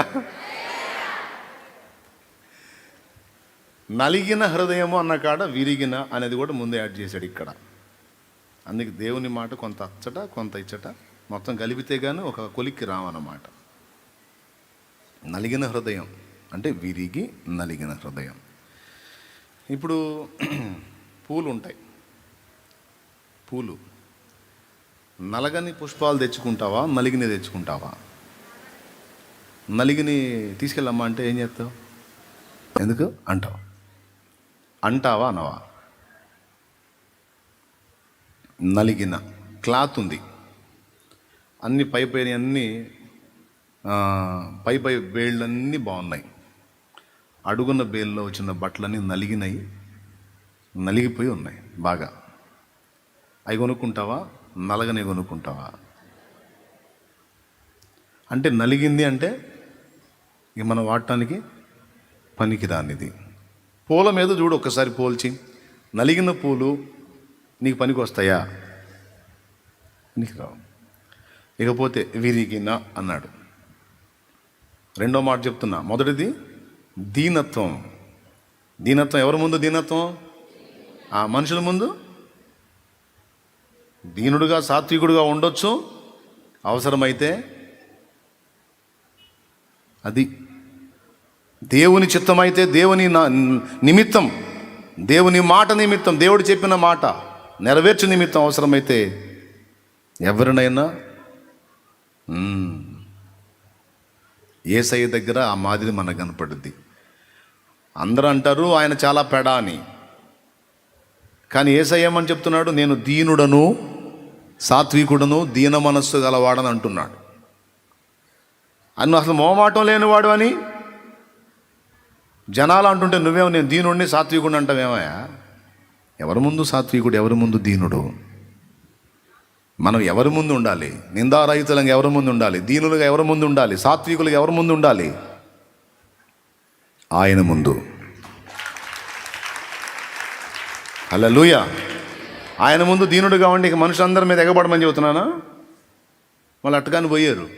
అసలు ఎవడు లెక్క చేద్దాన్నాడు ఇవాళ నుంచి, అసలు ఇక నేను ఎవడు లెక్క అంటావు ఇంటికి పోయి. అది మళ్ళీ నడమంత్రం లెక్కలోకి వచ్చింది. అది కాదు, దేవుడు చెబితే, దేవుడు ఎదిరించమంటే, దేవుడు మాట్లాడమంటే స్పందించాలి. దేవుని మాట చొప్పున విధేయత చూపుడయ్యే దీనత్వం. Okay, right. రెండోది విరిగి లేదు అక్కడ, నలిగిన హృదయము. ఇక్కడేమన్నాడు? విరిగి నలిగిన హృదయం. అది కంప్లీట్. ఇప్పుడు నలిగినవి పనికిరావు, అలాగే విరిగిన ఈ మైక్ ఉంది, 2 ముక్కలైంది, పనికి వచ్చిద్దా? ఎప్పుడన్నా మార్కెట్కి వెళ్ళి పగిలిపోయిన కుండలు ఏమైనా ఉన్నాయండి అని అడిగావా? వాడు కుండని బాగా మంచిగా ఉన్న కుండని ఇస్తే పొద్దు వైపు తిప్పి ఆ కుండలో తల ఉంచి కళ్ళు పెట్టి అని వెతికి ఏమైనా ఇంత చిల్లు కనపడిద్దామో అని చూసామా లేదా? చూడలేదా మీరా? ఎందుకు? సన్న చిన్న సన్నరంధ్రం ఉన్నా సరే నీళ్లు డ్రాప్ వెళ్ళిపోతూ ఉంటుంది. కాబట్టి అస్సలు ఇంత పగుళ్ళు కూడా ఉండకూడదు. ఎప్పుడన్నా చెక్క బల్లలు అమ్మే దగ్గరికి వెళ్ళి, సార్ 3 కాళ్ళు ఉండి ఒక కాలు ఇరిగిపోయిన బల్ల ఏదన్నా ఉందా? దానిలో కూర్చుంటే ఏమవుతాం? కాఫీ కప్పులు అమ్మే ప్లేస్కి వెళ్ళి, సార్ పగిలిపోయిన కప్పులు ఏమైనా ఉన్నాయా? విరిగిపోయిన కప్పులు సార్, పట్టుకునే హ్యాండిల్ ఊడిపోయిన కప్పులు ఏమైనా ఉన్నాయా అని ఎప్పుడైనా అడుగుతావా? పొరపాటున వాడు ఇచ్చింది దానిలో ఎక్కడైనా డ్యామేజ్, ఏం సార్ ఇది ఇచ్చారు? డ్యామేజ్ అయిందండి, విరిగిపోయిందండి, పనికిరాదండి. విరిగిన దానిని ఎవ్వరూ కోరుకోరు. కానీ దేవుడు, నాకు విరిగిన వ్యక్తి కావాలి. ఏంటి విరిగింది అంటే హృదయం. విరిగి నలిగిన హృదయం, విరిగి నలిగిన హృదయం. ఇక అంటే అర్థం ఏంటంటే విరిగిపోయింది, నలిగిపోయింది, ఇక పనికిరాదు. అది గుర్తించాలి. దేవుడు మనలో అది గుర్తించాలి.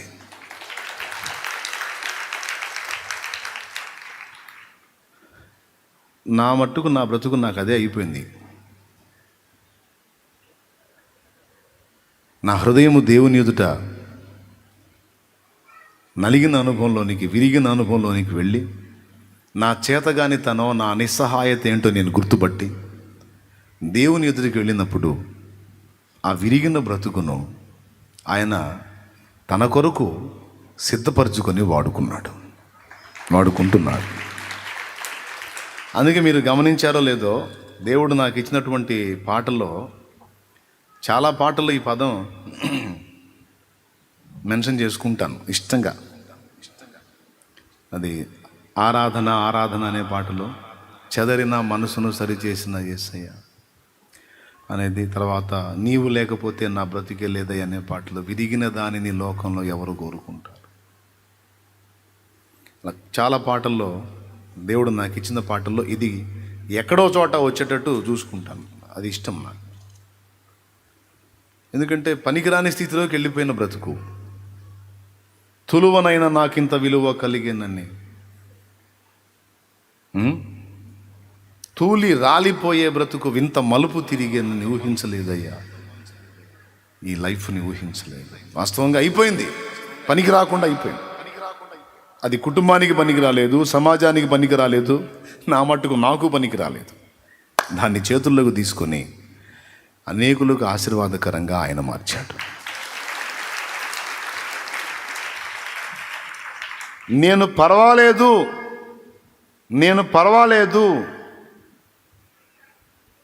అనుకునేవాడిని పక్కన పెడతాడు దేవుడు. నేను పనికి రాను అనే వాస్తవికతను గుర్తుపట్టేవాడే దేవుని ఎదుట అంగీకారం అవుతాడు. ఈరోజు మన రక్షణ కూడా ఆ పాయింట్ మీదే ఉంది. మన రక్షణ కూడా లోకస్తులు మీరు గమనించండి. నేనంత పెద్ద పాపినేం కాదులేండి, ఏం కాదు, నేనంత పాపినేం కాదులేండి, నేనేదో లైట్గా చిన్న చేశాను, నాకెందుకు యేసుప్రభు పెద్ద పెద్ద పాపాలు చేసే మీలాంటి వాళ్ళకి నేనంత పాపిని కాదులే అంట. కానీ మనం వాడంత చేసినా, వాడికంటే తక్కువ చేసినా, ఎక్కువ చేసినా ఒకటైతే నిజం, నేను పాపిని. నా పాపాల నుండి విడుదల పొందడానికి నేను ఏం చేయలేను, నిస్సహాయుని ప్రభు. నీ కృప, నీ దయ, నీ అందరి విశ్వాసమే నా రక్షణ ఆధారం. నువ్వే నాకు దిక్కు దేవా. ఎవరు ఆత్మ విషయమే దీనిలో ఉన్నారో వారిని దేవుడు దర్శించి పరలోక రాజ్య వారసులుగా చేశాడు. అహంకారాలను ఎదిరించి దీవుల్లో కృప చూపే దేవుడు ఆయన. నేను మంచివాడిని అనుకున్నవాడిని పక్కన పెట్టాడు. ఉందిరా నీకు నీ మంచితనం తెలుస్తానని. అయ్యా నేను మంచి కాదయ్యా, నేను పాపిని ప్రభువా, నా పాపములు కడుగు, పరిశుద్ధపరచు, నన్ను నూతనపరచు, నా కోసం నేనేం చేసుకోలేను ప్రభువా, నా కోసం ఏదైనా నువ్వు చేయాల్సిందే అని దేవుని ముందుకు ఒకనాడు దీనంగా వచ్చావు నువ్వు. ఆ దీనత్వం, ఆత్మ విషయమే నీకున్నటువంటి ఆ దయనీయ స్థితి, ఆ నిస్సహాయ స్థితిని గుర్తించి నీకోసం ఇదిగో నేను ప్రాణం ఇచ్చాను, నీ వేళ నేను చెల్లించాను, ఇక నిత్య జీవానికి చేరుని నిన్ను నడిపిస్తున్నాడు ఆయన. అహంకారంతో దేవుని యొద్దకు రాని వాడికా రక్షణ, వచ్చిన వాడికా? దీనత్వంతో వచ్చిన వాడికి, విరిగి నలిగిన మనసుతో, హృదయంతో వచ్చిన వాడికి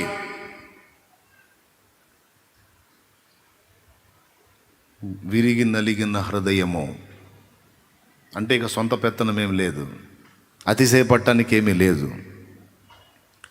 దేవుడు మనకు ఒకటి నేర్పుతూ ఉండాలి ఎప్పుడు. నేను ఇప్పుడు పర్వాలేదు, నేను ఇప్పుడు యోగ్యంగానే ఉన్నాను అని అప్పుడప్పుడు తరచుగా మనం అనుకుంటూ ఉంటాం. నేను యోగ్యంగా ఉన్నాను అన్నప్పుడు దేవుడు మోషేకి నేర్పాడు, నువ్వు యోగ్యంగా లేవు. వెంటనే అంటాడు ఆయన, నేను యోగ్యంగా ఉన్నానని ఎప్పుడైతే నువ్వు అంటావో వెంటనే అక్కడి నుంచి వస్తుంది, నువ్వు యోగ్యంగా లేవు. విచిత్రం. 40 ఏళ్ళలో యోగ్యంగా ఉన్నాడు మానవ రీత్యా, కానీ దేవుడు అన్నాడు, ఇప్పుడు నువ్వు క్రమంగా లేవు అన్నాడంటే దేవుడు తరిమాడు, అక్కడ నుంచి వెళ్ళేటట్టు పరిస్థితులు కల్పించాడు. 80 ఏళ్ల ప్రాయం వచ్చినప్పుడు ఇప్పుడు నేను పనికి రాను అన్నాడు. రైట్, ఇప్పుడు నాకు కావాల్సిన మాట వచ్చింది, ఇప్పుడు విరిగిపోయావు, నోటి మాంద్యం అన్నావు. ఒక ఫరో అంతటి వాడు, ఒక రాజు, అందులో అగ్రరాజ్యపు రాజు అంతటి వాడితో మాట్లాడాలంటే వాక్కు కరెక్ట్గా ఉండాలి. మాట, నాకు నోటి మాంద్యం వచ్చేసింది, చమత్కారంగా మాట్లాడలేను, మాటలు ఒకప్పుడు నాకు ప్రావీణ్యం ఉంది, అదంతా పోయింది, ఇప్పుడు పనికిరాను. విరిగిపోయినటువంటి బల్ల పనికిరానట్టు, విరిగిపోయిన కప్పు పనికిరానట్టు, నలిగిపోయిన పూలు పనికిరానట్టు ఇక్కడ విరిగి నలిగిపోయి కొన్నిసార్లు ఎదిరిస్తాడు ఆయన్ని, దేవుణ్ణి. రా, నా ప్రజల్ని బయటికి తీసుకొని రావటం, నిన్ను వాడుకుంటానని దేవుడు పిలిస్తే ఈయనంటాడు, ఇంత అగను అని సాకులు చెప్తా ఉంటాడు. చివరికి అంటాడు, ఇన్ని చెప్పి దేవుడు దేనికి దానికి సమాధానం చెప్పి పదా అని పిలిస్తే మళ్ళీ చివరిలో అంటాడు, దేవా నీవు పంపదలిచిన వాడినే పంపాను. అరే, ఒకప్పుడేమో ఎగబడి ఉరికి వచ్చి పెద్ద చేస్తానని హడావుడి చేశావు, ఇప్పుడేమో రమ్మని నేను పిలుస్తుంటే రానంటావు. అంటే పదే పదే చెప్పుకున్నాడు, నేను తగిన వాడిని కాదు, నాకు ఆ పరిస్థితి లేదు, విరిగి నలిగిపోయాను. ఇప్పుడు నేను నిన్ను దృష్టిస్తారా, అదే కావాలి నాకు. నీ స్వీయ బలం మీద నువ్వు డిపెండ్ అయినంత వరకు, నువ్వు విరిగి నలిగిన అనుభవంలోనికి రానంత వరకు నేను నిన్ను వాడుకోలేను. అందరూ వినండి, నీ స్వీయ బలం మీద, నీ సొంత జ్ఞానం మీద, నీ సొంత శక్తి మీద, నీ సొంత టాలెంట్ మీద నువ్వు డిపెండ్ అయి పరిగెత్తినంత వరకు నేను నిన్ను వాడుకోలేను. నువ్వు ఎప్పుడైతే విరిగి నలిగిన అనుభవంలో ఉండి నిస్సహాయురాలను ప్రభా నీ కృప అంటావో అప్పుడు చేతబట్టి నిన్ను వాడుకుంటా, అప్పుడే నీ మీద దృష్టి నిలుపుతా. దృష్టి నిలిపితే ఊరుకుంటానా? నీకు ఆలోచన చెప్తా. నేను నీ మీద దృష్టి ఉంచి నీకు ఆలోచన చెప్పేదను. నీ మీద దృష్టి నిలిపి ఒట్టిగా వదిలేస్తానా? నో. ఎలా అడుగులు వేయాలో, ఎలా ముందుకు కదలాలో, ఎలా జయం పొందాలో, ఎలా శత్రువుని దెబ్బ కొట్టాలో నేను నేర్పుతా నీకు.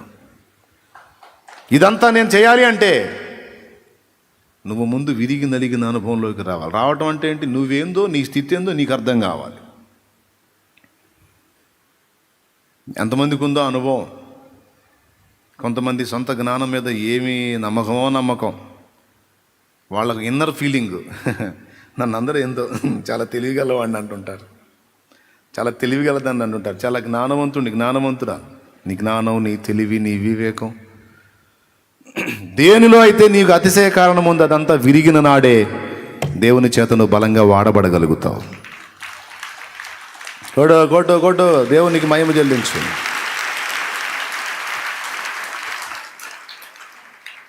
చప్పట్లు కొట్టే ఆనందం. చెప్పిన మాట వదిలేస్తావా? వదిలేవాకు, స్వీకరించు.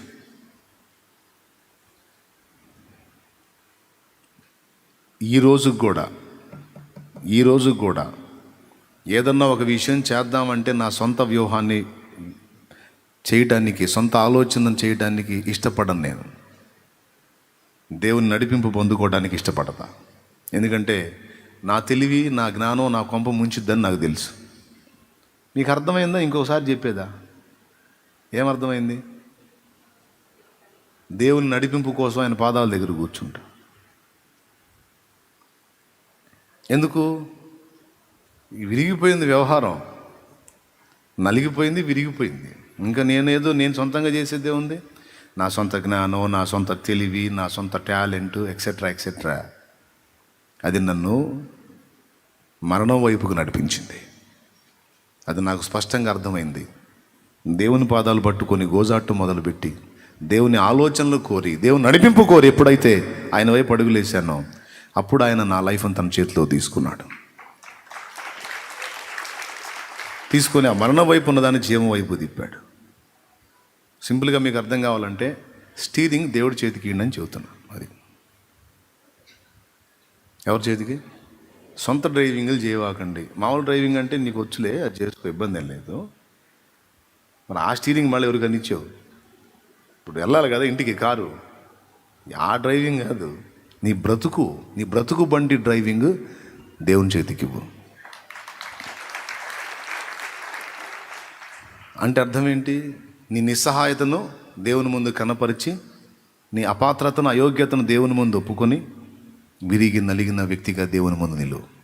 అదే కీర్తనాకారుడు చెప్పాడు ఇక్కడ, విరిగి నలిగిన హృదయమే నీకిష్టమైన బలి. ఎవరిని దృష్టిస్తున్నానని చెప్తున్నాడు? నలిగిన హృదయము, విరిగిన హృదయము గలవాన్ని. మళ్ళీ ఒక్కసారి చెప్పండి, విరిగి నలిగిన అనుభవం అంటే ఏంది? సొంత పెత్తనాలు మానుకోవటం. చేసావనుకో ముఖం పగిలినాక అర్థమైతే. స్తోత్రం. ఇప్పటికే అర్థమైతే నాకు తెలిసి చాలామంది కనెక్ట్ అయి ఉంటారు దేవుడికి. ఏదైనా దేవుడిని అడుగుదాం, ప్రార్థన చేద్దాం, ఆయన ఇచ్చే నడిపింపు పొందుకొని పోదాం, ఎందుకైనా మంచిది. ఎందుకంటే మన నడిపింపులు క్షేమకరం కాదు మన సొంతంగా అడుగులేస్తే. ఇప్పటికే కొంతమంది అలాగ రూట్ మారారు. పరిచారకుల్లో కూడా కొంతమంది దేవుని నడిపింపు, దేవుని ఆలోచనలో అడుగులు వేయటం అనే వాటిని దాటి సొంత ఆలోచనలోకి అందరూ కాదు కానీ ఒకరిద్దరు అట్లా దారి మళ్ళుతున్నట్టు అర్థమవుతుంది. సందర్భంగా చెప్తున్నాను, జాగ్రత్త. దేవుని నడిపింపులు కోల్పోవద్దు. విరిగి నలిగిన అనుభవంతో దేవుని ముందు కూర్చొని ఆయన నడిపింపు పొందుకొని ఆయనతో కలిసి అడుగులు వేసే అనుభవాన్ని కోల్పోవద్దు. Very danger. పక్కదారులు మన వెతుక్కుంటే, మన సొంత దారులు వెతుక్కుంటే ఒకనాటికి మన కొంప మునిగిద్ది. అవన్నీ వెతుక్కొని చూసి గతంలో దెబ్బతినే కదా ఆయన నడిపింపు కోలు వచ్చాం మనం. మళ్ళీ ఎందుకు? ఆయన నడిపింపు మనకెంతో క్షేమం. Praise the Lord. Praise the Lord. ఈరోజు కూడా నేను మనసారా కోరుకునేది అదే. ఏదన్నా చేయాలంటే ముందు దేవుడేం చెబుతాడు దీని గురించి అన్న వెతుక్కునే ఆ ఆలోచన నాకు అలవాటుగా మారిపోయింది. కొంతమంది అన్నారు ప్రతిదానికి దేవుడిని అడుగుదాం అడుగుదాం. మరి నష్టమేంది నీకు? ప్రతిదానికి దేవుడిని అడుగుదాం, దేవుడి ముందు కూర్చుందాం, దేవునికి ప్రార్థన చేద్దాం, దేవుడు ఏం ప్రేరణ ఇస్తాడో, దేవుడు ఏం చెబుతాడో. పద్దాకలు ప్రతిదానికి ఏంది? ప్రతిదానికంటే కొన్ని ముఖ్యమైన ఉంటే ఖచ్చితంగా కూర్చోవాలి, అప్పచెప్పాలి, ఆయనకి నడిపించయ్యా అని మాట్లాడుతండ్రి.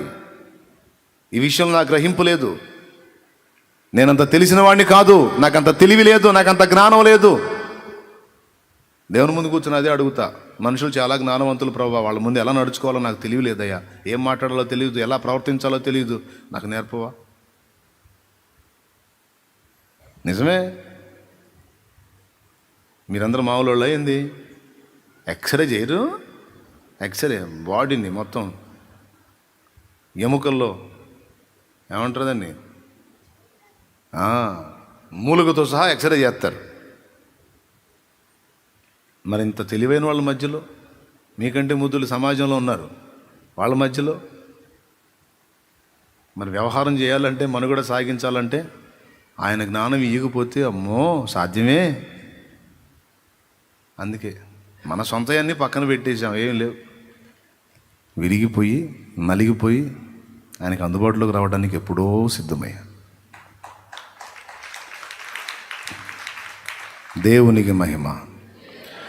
విరిగిన దానిని లోకంలో ఎవరు కోరుకుంటారు? విరిగిన మనసును వాడుకునే నీతో ఎవరు సరిరారు? విరిగిన దానిని లోకంలో ఎవరు కోరుకుంటారు? విరిగిన మనసును వాడుకుని నీతో ఎవ్వరు సరిరారు. దీనులను హీనులను జ్ఞానులుగా శ్రీమంతులుగా మార్చగలిగిన మంచి దేవుడవు నీవే యేసయ్యా. మార్చగలిగిన మంచి దేవుడవు నీవే యేసయ్యా. నీవు లేకపోతే నా బ్రతుకే లేదయ్యా. నువ్వు చేరదీయపోతే నా మనసే చేదయ్యా. స్తోత్రం. రెండు అయిపోయినాయి. ఇంకా మీరు ఎవరన్నా మీ లైఫ్ని అప్పచెప్పలేదా దేవుడికి? అప్పచెప్పి మళ్ళీ లాగేసుకున్నారా? నీ బ్రతుకు స్టీరింగ్ ఇచ్చినట్టే ఇచ్చి మళ్ళీ లాగేసుకున్నావా? చూసుకో ఒకసారి. కొంతమంది తెలియకుండానే సొంత పెత్తనాల్లోకి వెళ్ళిపోతాం. స్టార్టింగ్లో దేవుడే. స్టార్టింగ్ పాట నడిపించు నావా, స్టార్టింగ్ పాట నేను వెళ్ళే మార్గము నా యేసుకే తెలియును. అంటే అర్థమైంది, నాకు తెలియదు, నేను ఎటు పోవాలో ఆయనే కూర్చున్నాడు, ఆ పడవను ఆయనే నడిపిస్తున్నాడు అని పాడుకున్నాడు. నీకు ఏ వచ్చినా నాకు ఇబ్బంది లేదు, ఎందుకంటే ఆయనే నన్ను దాటిస్తాడు, ఆయన నడిపిస్తున్నాడు. అది పాట. కొద్ది కాలం అయిన తర్వాత కొంచెం నెమ్మది వచ్చినాక నేను వెళ్ళే మార్గము నాకే తెలియును. ఏసి ఎడిపోయాడు. అప్పుడు చరణం కూడా మారిద్ది. పల్లవిది అయితే చరణం కూడా మారిద్ది. జలములలో బడినే వెళ్ళిన అవి నా మీద పారును,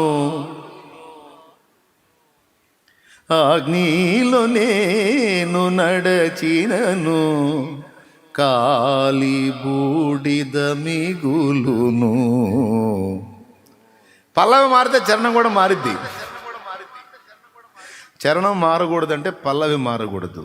నేను వెళ్ళే మార్గము నా యేసుకే తెలియును, నేను మార్గము.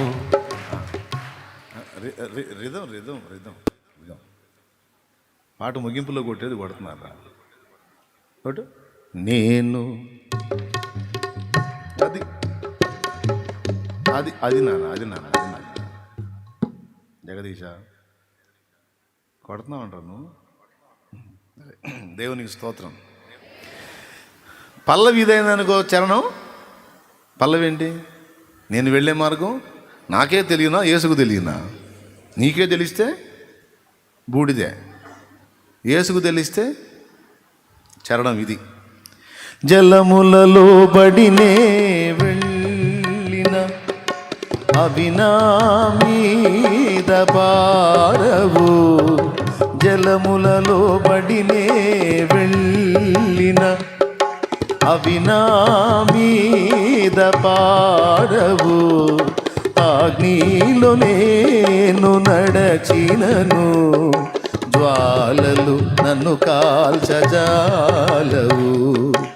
అగ్నిలో నేను నడచినను జ్వాలలు నన్ను కాల్చజాలవు.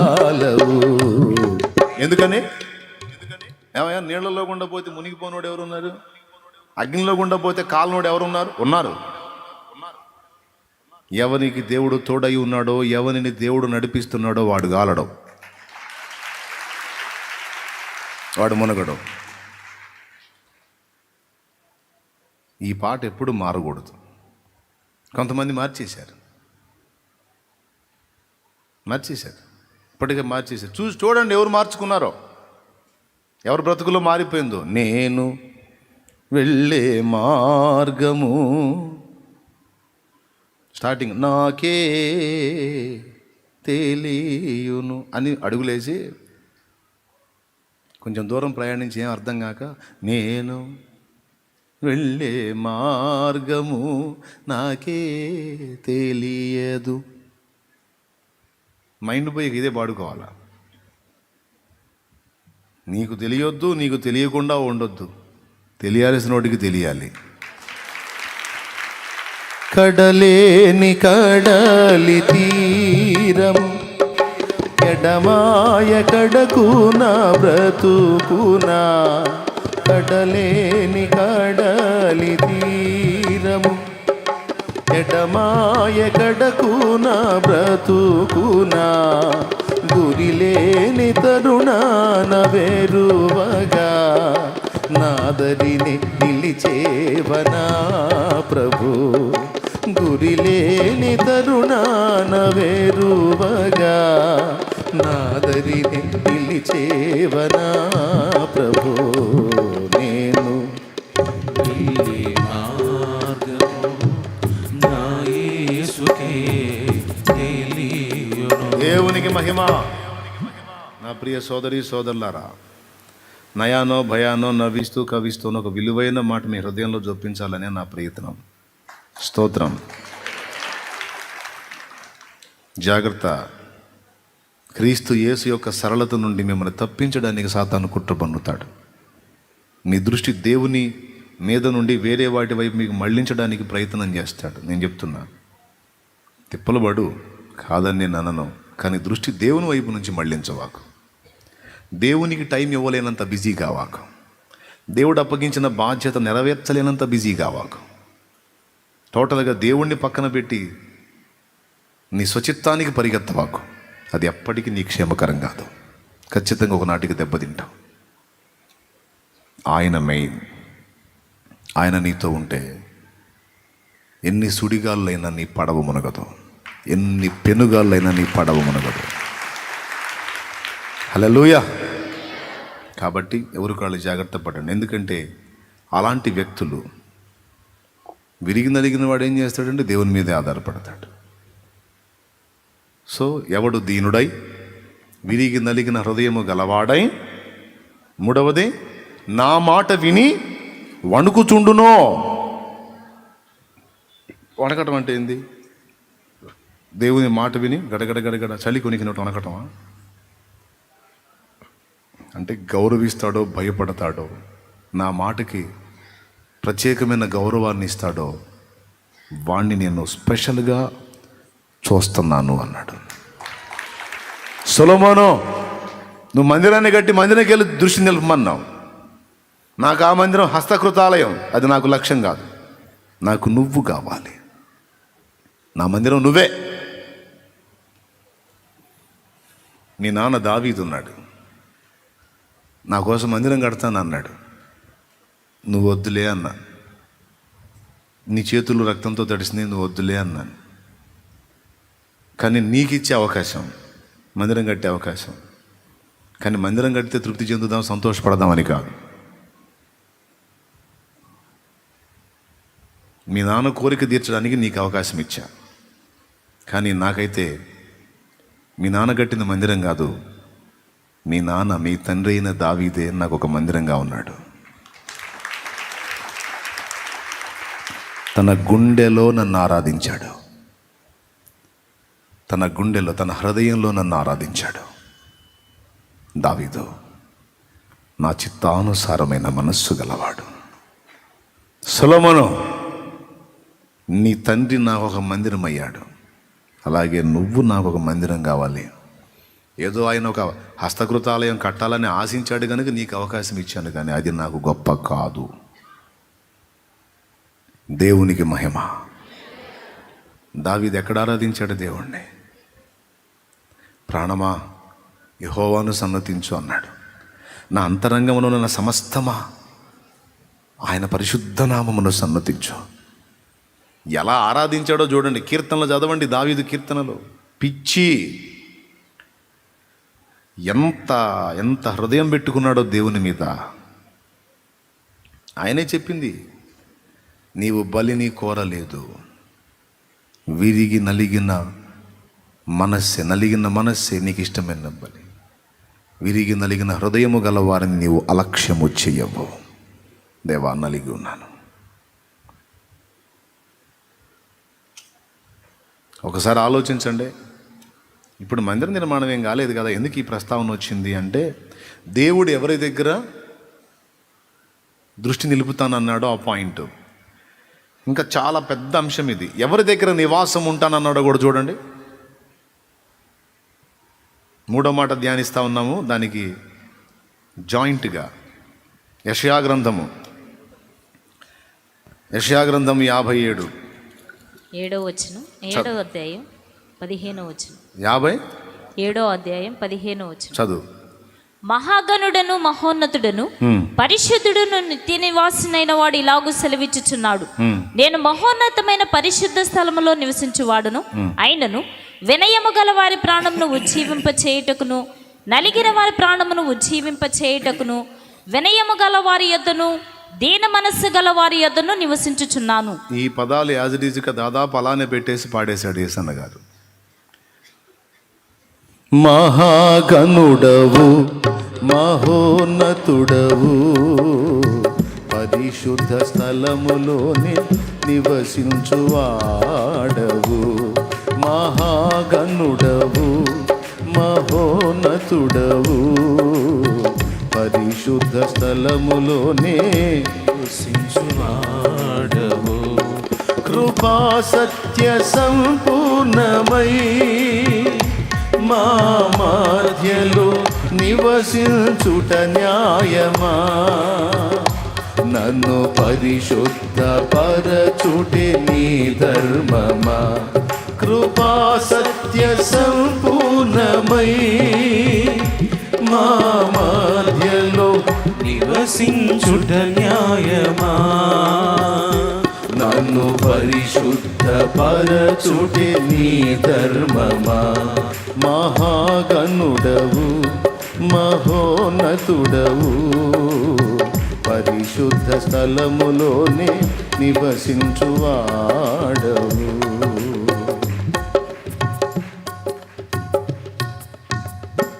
చరణాలు ఇంటికి వెళ్ళి చదువుకోండి. నేను చెప్పిన మెసేజ్ అందులో ఉంటుంది. వినయము గలవారిని తగిన సమయములో హెచ్చించువాడవని. 2వ చరణం. దీన మనసు గలవారికే సమృద్ధిగా కృపను దయచేయువాడవని. నీ సముఖములో సజీవ సాక్షినై కాపాడుకొందును మెళకువతో. హల్లెలూయా, యేసయ్యా నీకే స్తోత్రమయా. హల్లెలూయా, స్తోత్రమయా. మహాగణుడవు మహోన్నతమైన స్థలములలో నివసించువాడని అయినా. చదువు 57:15 యెషయా. నేను మహోన్నతమైన పరిశుద్ధ స్థలములో నివసించువాడను అయినను వినయము గల వారి ప్రాణమును ఉజ్జీవింపచేయుటకు నలిగిన వారి ప్రాణమును ఉజ్జీవింపచేయుటకును వినయము గల వారి యొద్దను దీన మనస్సు గల వారి యొద్దను నివసించుచున్నాను. అది ఇప్పుడు నంబర్ 1. దేవుని దృష్టి ఎక్కడా అని రాసుకో, పక్కన ఇది రాసుకో. ముందు చెప్పిన మెసేజ్.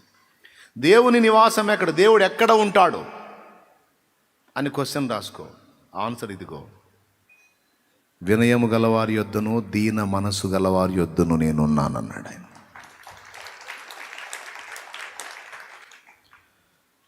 దేవుడు ఎవరిని దీవిస్తాడు, దేవుడు ఎవరిని లక్ష్య పెడతాడు? విరిగి నలిగిన హృదయము గల వారిని ఆయన అలక్ష్యము చెయ్యడు, అంటే లక్ష్య పెడతాడు. దేవుడు ఎవరిని లక్ష్య పెడతాడు, ఎవరిని దృష్టిస్తాడు, ఎవరి దగ్గర నివాసం ఉంటాడు? మూడిటికి సమాధానం. 4వది, ఆయన ఎవరిని దీవిస్తాడు? నమ్మకమైన వానికి దీవెనలు మెండుగా కలుగును అన్నాడు. సామెతలు 28,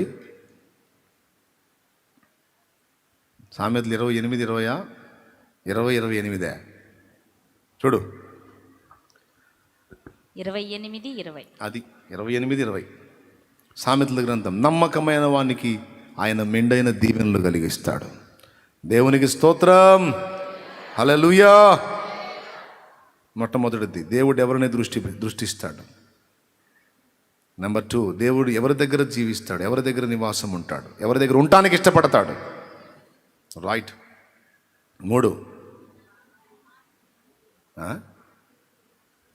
మూడోది ఏం చెప్పానండి? నీకే గుర్తులేదంటారా?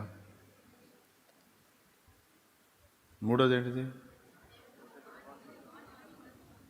దేవుడు ఎవరిని ఆశీర్వదిస్తాడా? ఏంది మానస? మొదటిది ఏంటిది? ఆ 3 రాసుకున్నావా?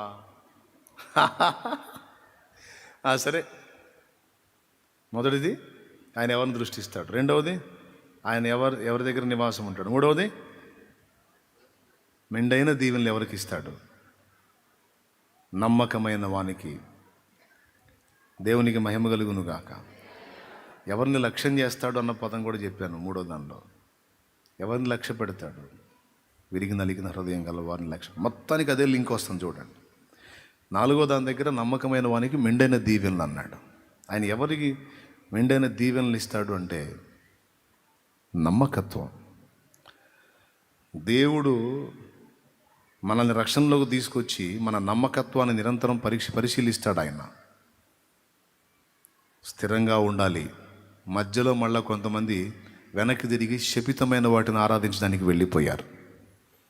ఊపిరిపోయిందాకా జీవం గల దేవుణ్ణి పట్టుకున్నాను, నా ప్రాణమైన వదులుతాగా నా ప్రభుని వదలను అనే నమ్మకం ఉండాలి.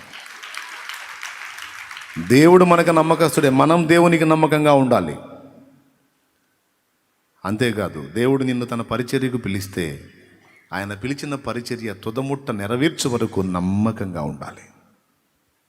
ఒకవేళ నిన్ను ఒక యజమానుడి కింద దేవుడు ఉంచితే ఆ యజమానుడి కింద నీవు యోసేపు ఫరో ఎదుట నమ్మకంగా ఉండి దేవుని మహిమపరిచినట్టు నమ్మకంగా ఉండాలి.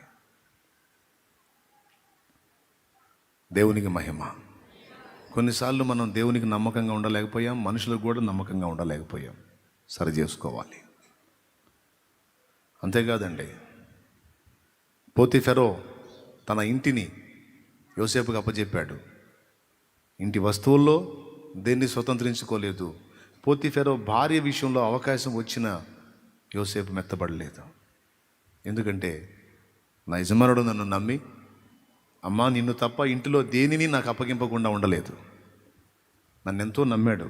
ఆ నమ్మిన వానికి నమ్మక ద్రోహం చేయలేను. కానీ కొన్నిసార్లు మనం నమ్మిన వారి విషయంలో అలాంటి క్రియలు చేసిన అనుభవాలు గతంలో మన జీవితంలో ఉన్నాయి. రానియకుండా జాగ్రత్త పడాలి. ప్రైజ్ ది లార్డ్, హల్లెలూయా. శరీర సంబంధమైన మనస్సును బట్టి కొన్నిసార్లు మనల్ని నమ్మి మన మీద డిపెండ్ అయిన వాళ్ళని నయవంచన చేసి, వంచన చేసి మోసగించేటువంటి పరిస్థితులు ఎదుర్కొన్న అనుభవాలు కొందరి జీవితాల్లో ఉన్నాయి. గతః నీ భర్త నిన్ను నమ్మాడు, నమ్మిన వాడికి నమ్మకంగా ఉండాలి. నీ భార్య నిన్ను నమ్మిన దానికి నమ్మకంగా ఉండాలి. పిల్లలారా, మిమ్మల్ని తల్లిదండ్రిని నమ్మారు. నా కూతురు అందరిలాంటిది కాదు, నా కొడుకు అందరిలాంటి వాడు కాదు, ప్రత్యేకంగానే ఉంటాడు, ప్రత్యేకంగానే ఉంటుందని నీకు ఫ్రీ ఇచ్చారు, స్వేచ్ఛనిచ్చారు. ఇచ్చిన ఆ స్వేచ్ఛని దుర్వినియోగం చేసుకుని నాశనాన్ని కొని తెచ్చుకోవద్దు. దేవుని ఎదుట నమ్మకంగా, మనుషుల ఎదుట కూడా నమ్మకంగా జీవించాలి. బైబిల్లో మనకు కనపడుతుంది. దానియేలు లైఫ్ చూస్తే తన దేవుని యందు తప్ప ఎక్కడ కూడా అతన్ని పట్టుకోలేవురా, అప్పజెప్పిన పని నమ్మకంగా చేస్తున్నాడు అని దానియేలు విషయంలో ఆందోళన పడ్డారు ప్రత్యర్థులు. ఎక్కడ లోపం కనుక్కోలేకపోయారు వర్క్లో. రాజు కింద అంత నమ్మకంగా వర్క్ చేశాడు ఆయన. యోసేపు దగ్గర పట్టుకోలేకపోయారు, అలా వర్క్ చేశాడు. మన విషయంలో కూడా దేవుని ముందు, మనుషుల ముందు కొంతమంది చేయట్లేదా? భర్తను మోసం చేయట్లేదా? భార్యను మోసం చేయట్లేదా? పిల్లలు తల్లిదండ్రులు మోసం చేయట్లేదా? నమ్మిన స్నేహితులు మోసం చేయట్లేదా నమ్మిన వాళ్ళని? విచిత్రం. వ్యాపారం కూడా అంతే. నమ్మినోడికేమో దెబ్బ కొట్టి ఎక్కువ లాభం తీస్తారు, నమ్మనోడికేమో తక్కువ లాభం చూసుకొని వదిలేస్తారు. నమ్మినోడు బుక్ అయినట్టే. విషయం ఏంటంటే అమాయకంగా నమ్మిన వాడికి న్యాయం చేయాలి, కానీ నమ్మితే ఇక చిక్కినట్టే వాడు. నమ్మకమైన వాడు ఎవడున్నాడు? దేవునికి నమ్మకంగా ఉండాలి. దేవుడిచ్చిన పనిలో నమ్మకత్వం ఉండాలి, స్థిరత్వం ఉండాలి. ఇక మనుషులు నన్ను గుర్తించారా, గుర్తించలేదా, శాలేమన్న నాకు భజన చేశాడా, చేయలేదా, లేకపోతే నాకేమన్నా పొగిడాడా, పొగడలేదా, గణపరిచాడా, గణపరచలేదా, పట్టించుకున్నాడా, పట్టించుకోలేదా, నిన్ను పనికి పిలిచిన వాడు దేవుడు. ఆయన నమ్మదగిన వాడు. శాలేమన్న కూడా నేను అంత తేలిగ్గా వదిలేసేవాడేం కాదు. అన్నకు తెలిసినంత వరకు, అన్న దృష్టికి వచ్చినంత వరకు నీకు మేలు చేయటానికి, నీకు చేయదగ్గ సహాయం చేయడానికి ఎప్పుడూ సిద్ధంగానే ఉంటాడు. అటు ప్రార్థన సహాయమైన, భౌతికంగా ఏదన్నా చేయాల్సిన అవసరం ఉంటే చేసే విషయం ఆయన. దేవునికి, దేవుడు అప్పచెప్పినటువంటి పని విషయంలో నాయకునికి నమ్మకంగా ఉండాలి. కుటుంబ జీవితంలో నమ్మకత్వం. ఈ నమ్మకత్వం అనేది మళ్ళీ అదొక అంశం. రాసుకుంటే మళ్ళీ అదొక అంశం. తర్వాత ఇంటికి వెళ్ళి ధ్యానం చేసుకొని రాసుకో ఎక్కడెక్కడ నమ్మకంగా ఉండాలనేది. కానీ కొన్నిసార్లు మనం తప్పిపోయాం నమ్మకత్వ విషయంలో. యాకోబు భక్తుడు అన్నాడు, యాకోబు రాసిన పత్రిక 3:1 మనం అనేక విషయములలో తప్పిపోవచ్చున్నామని. నమ్మకత్వ విషయంలో తప్పిపోయాం మనం. అందుకే మెండైన ఆశీర్వాదాలు, మెండైన దీవెనలు పొందలేకపోతున్నాం. నమ్మకత్వాన్ని పర్ఫెక్ట్గా సాధన చేయి. నువ్వు ఎక్కడ కూర్చోబెట్టాడు నమ్మకంగా ఉన్నవాడిని? నమ్మకంగా ఉన్నటువంటి అధికారిని, దానియేల్ని సింహాసనం మీద కూర్చోబెట్టాడు. పోతిఫెరో ఇంట్లో కానీ, నమ్మిన ఫరో దగ్గర కానీ నమ్మకంగా ఉన్న యోసేపు ఐగుప్తు మొత్తం మీద ప్రధాని. ఆయన మెయింటెనెన్స్ కిందకి వెళ్ళిపోయింది. ఆఖరికి ఫరో ఇంటితో సహా. ఫరోయే చెప్పాడు, ఐగుప్తు మొత్తానికి నేను ఫరో, కానీ నా ఇంటితో సహా మొత్తం, నాతో సహా అందరికీ నీవు ఫరో. యోసేపు నీవే. ప్రిలారా, ఆ నమ్మకత్వం కలిగిన మనసులు ఎక్కడున్నాయి? అప్పజెప్పిన పని నమ్మకంగా నెరవేర్చే వ్యక్తులు ఎక్కడున్నారనే వారిని ఆయన దృష్టిస్తున్నాడు. ఎందుకంటే బ్లెస్ చేయడానికి, ఆశీర్వదించడానికి. దేవుడిని నమ్మావు, విశ్వాసంలోకి వచ్చావు, శ్రమలు కలుగుతున్నాయా, శోధనలు కలుగుతున్నాయా, అయ్యో ఏంటి నాకు ఇలా అవుతుంది అనే క్వశ్చన్ వస్తుందా? ఓకే, టెస్ట్లో ఉన్నావు, నువ్వు పరీక్షలో ఉన్నావు, పాస్ అవు, ఓర్చుకో, నిరీక్షించు, విశ్వాసాన్ని కోల్పోవాకు, ఎదురు చూడు.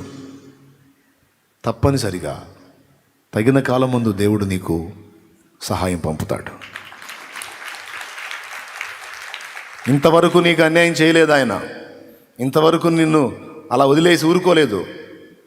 అయిపోయింది అయిపోయింది అయిపోయింది అనుకున్న ఆఖరి నిమిషంలో కూడా అద్భుతాలు చేసి నిన్ను నిలబెట్టాడు ఈ రోజు వరకు. ఒప్పుకుంటావా? ఒప్పుకుంటావా? చేయలేదా? ఆదుకోలేదా? ఆశ్చర్యకరమైన రీతిలో నీకు హెల్ప్ పంపలేదా? నువ్వు ఊహించావా? కానీ వచ్చినాయి, చేశాడు.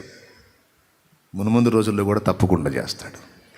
ఇవే కాదు, ఇంకా గొప్పవి ఇస్తాడు ఆయన. మెండు దేవుడు ఎప్పుడు ఇచ్చినా మెండుగానే ఉంటుందండి. కొద్ది కొద్ది కాదు, కొసరి కొసరి కాదు, అణిచి కుదిలించి అవి దిగజారునట్టు ఇస్తాడట. అంత కొలత కొలుస్తాడు ఆయన. అంత ఇష్టం మనం అంటే ఆయనకి. దేవునికి మహిమ. 4వది, మెండైన ఆశీర్వాదం ఎవరికి? దీవెన నమ్మకమైన వానికి. అబ్రహాం అలా ఉన్నాడు. అన్ని విషయములలో ఆశీర్వదించను ఉంది అబ్రహాముని. రైట్. 5వది, దేవుడు ఎవరిని ఇష్టపడతాడు? విశ్వాసము లేకుండా దేవునికి ఇష్టడై ఉండుట. హెబ్రీ పత్రిక 11:6-7 దేవుడు ఎవరిని ఇష్టపడతాడు? దేవుడు ఎవరిని ఇష్టపడతాడు? ఎస్ విశ్వాసము గలవారని. భక్తులందరి గురించి మాట్లాడాడు అక్కడ. చాలా వరకు వారందరూ దేవునికి ఇష్టలయ్యారు. ఎందుకు? హనోకు కొనిపోబడక మునుపు అతడు దేవునికి ఇష్టడై ఉండెను. హెబ్రీ పత్రిక 11:5 నుంచి చదువు త్వరగా.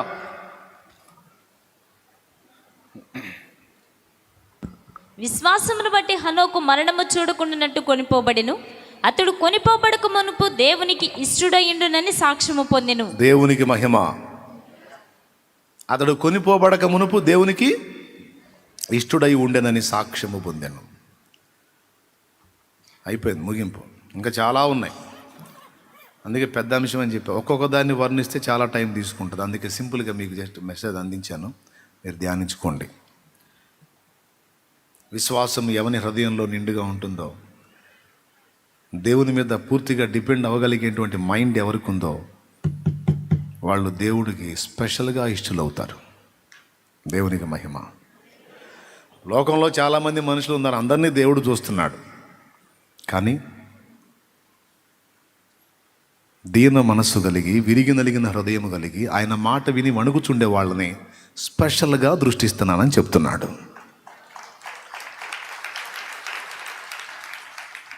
మనుషులందరినీ చూడలేదా దేవుడు? మనుషులందరినీ దేవుడు చూడలేదా? కానీ ఇప్పుడు నేను చెప్పిన పాయింట్స్లో ఉన్నవాడిని స్పెషల్గా చూస్తాడు.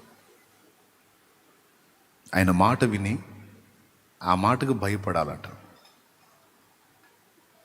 అలా ఎంతమంది ఆయన మాట చొప్పున విధేయత చూపుతూ ఉంటారో వాళ్ళని స్పెషల్గా గుర్తిస్తుంటాడు ఆయన, గమనిస్తూ ఉంటాడు, దృష్టిస్తూ ఉంటాడు. రెండవది, అలాంటి వాళ్ళ దగ్గర నివాసం ఉంటానన్నాడు.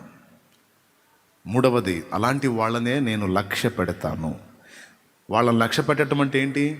వాళ్ళ ప్రార్థన లక్ష్య పెడతాను, వాళ్ళ మొర్ర లక్ష్య పెడతాను, వాళ్ళ కన్నీరు లక్ష్య పెడతాను, వాళ్ళ విజ్ఞాపన లక్ష్య పెడతాను, వాళ్ళ కృతజ్ఞత స్తుతిని లక్ష్య పెడతాను. అది లక్ష్య పెట్టడం అంటే. వారు ఎవరి తరపున విజ్ఞాపన చేస్తారో, వారి మొర్ర వారు ఎవరి కోసం చేశారో వారి విషయంలో కూడా నేను విని జవాబిస్తాను. దేవా, దయచేసి నీ మహిమను వీడు చూచినట్లు వీడి కళ్ళు తెరువు ప్రభువా అన్నాడు ఎలీషా. తక్షణమే ఎలీషా చుట్టూ ఉన్న ప్రాకారము భద్రత ఏముందో పనివాడికి కనపడింది. అప్పటిదాకా కనపడలా. అమ్మో, సిరియన్లో దండంతా వచ్చి పడింది. అయ్యా ప్రవక్త, మీకు మూడింది, నాకు మూడింది. ఏంద్ర మూడేది? అంతకంటే ఎక్కువ మనకి కలదు భద్రత. Praise the lord. యెహోవా ప్రభువా వీడు చూచున్నట్లు వీడి కళ్ళు తెరువంటే ఆ పనివాడి కళ్ళు తెరిస్తే ఎలీషా చుట్టూ ఏమేమి ఉన్నాయో అవి కనపడ్డాయి. నా ప్రియమైన దేవుని బిడ్డలారా, ముగింపు. దేవుడు లేని స్థలం ఎక్కడుంది?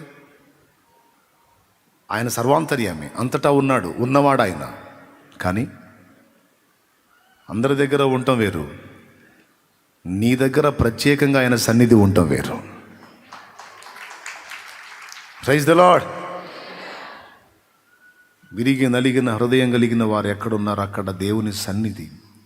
దేవుణ్ణి ప్రేమించే భక్తిపరులు, దేవుని మీద ఆనుకునే భక్తిపరులు ఎక్కడుంటారు అక్కడ ఆయన సన్నిధి ఉంటుంది. అది అడివైనా సరే, ఎడారైనా సరే, పొలమైనా సరే, బీడైనా సరే, బాడవైనా సరే, ఎక్కడైనా ఈ పర్సన్ ఎక్కడుంటారో అక్కడ దేవుని సన్నిధి ఉంటుంది. నాకు నేర్పాడు దేవుడు. మెయిన్ సెంటర్ చూసి వ్యాపారస్తుడు వ్యాపారం చేసినట్టు మందిరం కాదురా, వ్యాపారస్తుడు వ్యాపారానికి మంచి కేంద్ర స్థానం వెతుక్కున్నట్టు మందిరాలు కాదు. విరిగి నలిగిన హృదయము కలిగిన ఆ మాట విని వణుకుచుండే స్థితిలో నీవు ఉంటే నీతో నేనుంటా. నీతో నేనుంటే నువ్వు నేను ఎక్కడుంటామో అక్కడే మందిరం అవుతుంది. అది అడవైనా, ఎడారైనా, బీడైనా, అది ఏదైనా అదే మందిరం అవుతుంది. శాంతినగర్లో పరిచర్య చేసినప్పుడు అది మురికివాడ, భయంకరమైన స్లమ్. మున్సిపాలిటీ కార్మికులు ఉండేటువంటి స్థలాలు ఒక పక్కన, ఓ పక్కన ఇంకా అభివృద్ధి చెందినటువంటి మురికివాడ. అలాంటి దానిలో పరిచర్య ప్రారంభించాడు. అఫీషియల్స్ వచ్చి సిమెంట్ రోడ్డు మీద పరదా వేస్తే దాని మీద కూర్చున్నారు. ధనవంతులు లేదు, దరిద్రులు లేదు, ఆ కులం లేదు, ఈ కులం లేదు. కారు వేసుకొచ్చినోడు అక్కడే, బైక్ వేసుకొచ్చినోడు అక్కడే, కాలినడకతో వచ్చినోడు అక్కడే. ఒక్కటే దృష్టి, దేవుడు నాతో ఉంటే నేను ఎక్కడ కూర్చున్నా అక్కడికి జనుల్ని ఆయనే తోడుకొని వస్తాడు. హల్లెలూయా, హల్లెలూయా. నేను ఎడారిలో కూర్చున్న ఆడికి ఆత్మల్ని ఆయనే నడిపిస్తాడు. ఆయన ఉంటే చాలు, అంతకు మించిన ఆకర్షణ ఏముంది? నేనేదో మీకు సౌకర్యవంతంగా ఉండటానికి మందిరం అంటున్నా. నాకేం ప్రాబ్లం లేదు, ప్రశాంతంగా ఇందులో ఇబ్బంది లేకుండా ఉన్నాము. వర్షం పడ్డా కాసిన పైన నెత్తి నీళ్లు పడుతున్నాయి, అంతేగాని మాకేం ఇబ్బంది లేదంటే ఇందులోనే ఎంజాయ్. ఇంకా ఈ రేగులు కూడా తీసి ఆకులు ఏమన్నా ఎత్తా. భూమి మీద మనం కట్టేటువంటి ఆకర్షణీయమైన వాటిని బట్టి ఆకర్షణ రాదు. మనం దేవుణ్ణి కలిగి ఉంటే అంతకు మించిన ఆకర్షణ ఇంకొకటి లేదు. ఏమంటారు? అదే, అది ఏ వాడైతేనే, ఏ ఏరియా అయితేనే. ఇది హైవే రోడ్డుకి ఏమైనా పక్కన ఉందా? అన్ని ఫెసిలిటీస్ ఏమైనా ఉన్నాయా? వాన పడలేదు కాబట్టి ప్రశాంతంగా కూర్చున్నారు. ఇప్పుడు వాన పడింది అనుకో, హల్లేళ్ళు, ఎందుకంటే అన్నీ కారుతానే ఉంటాయి. పర్వాలేదు, కానీ నా ధైర్యం అదే, నా ప్రభు నాతో ఉంటే అది ఎలా ఉన్నా సరే ఆయన కార్యం చూసుకుంటాడు. చేయదగ్గే చేస్తాను, కనీస వసతి, తర్వాత సంగతి ఆయనే. కానీ ధైర్యం ఒక్కటే, ఆయన నాతో ఉంటే చాలు. ఇప్పుడు ఈ మందిరం అదిగో జీవజల ధారలు, స్తోత్రం. అంటే వర్షం పడితే అది పరిస్థితి అనమాట. ఇప్పుడు ఇలా పొలంలో కూర్చున్నాం అనుకో, అక్కడే ఏడు కూర్చుంటారా లేకపోతే ఆడుకొస్తారా? మన రాజాపేట పొలాల్లో పోయాం, నేను అడిగి పోయాను, మీరు అడిగి వచ్చారు. అదే మందిరం ఏడగా, అవునా? 7 కిలోమీటర్ల దూరం అయినా సరే వీడు ఎక్కడున్నాడు? దేవునిస్తా ఎవడాడు వీడు. దేవునికి మహిమ, ఆయన కృప, మీ ప్రేమ, ఆయన మనతో ఉంటే చాలు.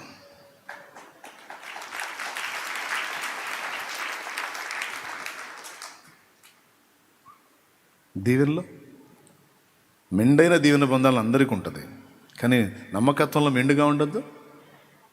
అది ముఖ్యమేగా. ఇప్పుడు వినటానికి భలే ఉంటుంది, జీవితంలోకి వెళ్ళినప్పుడు మాత్రం కష్టం అవుతుంది. అక్కడ బ్యాలెన్స్ అవ్వండి, తిరిగి ఉండదు ఇక.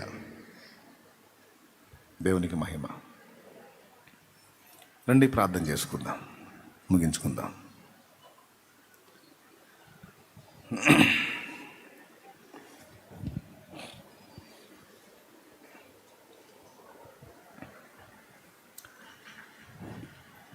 సేవకులైన, విశ్వాసులైన, పరిచారకులైన నమ్మకత్వాన్ని కోల్పోవద్దు, నమ్మకత్వాన్ని కోల్పోవద్దు. గర్వహృదయులుగా మారొద్దు, కఠిన హృదయులుగా మారొద్దు. విరిగి నలిగిన హృదయం కలిగి దేవుని ముందు నడుచుకోవడానికి ట్రై చేయండి, ప్రయత్నించండి. నీ ఆకర్షణ అంతా దేవుడే. నీ తలాంతులు కాదు, నీ టాలెంట్ కాదు, నీ అవతారం కాదు, నీ వేషం కాదు, నీ వ్యవహారం కాదు. నీకు నాకు ఆకర్షణ అంతా దేవుడే. తన నివాసం ఏదో దేవుడు బయలుపరుస్తున్నాడు. ఎక్కడ ఉండటానికి ఇష్టపడతాడో చెప్తున్నాడు ఆయన. ఇప్పుడు నీ మనస్తత్వం, నీ వ్యక్తిత్వం ఎలా ఉందో ఒక్కసారి నువ్వు ప్రశ్నించుకుంటే ఆయన నీతో ఉన్నాడో లేదో నీకు అర్థమైంది. ఒకసారి పరిశీలించుకో. ఒక్క నిమిషం ప్రార్థన చేయి, పరిశీలించి ప్రార్థన చేయి.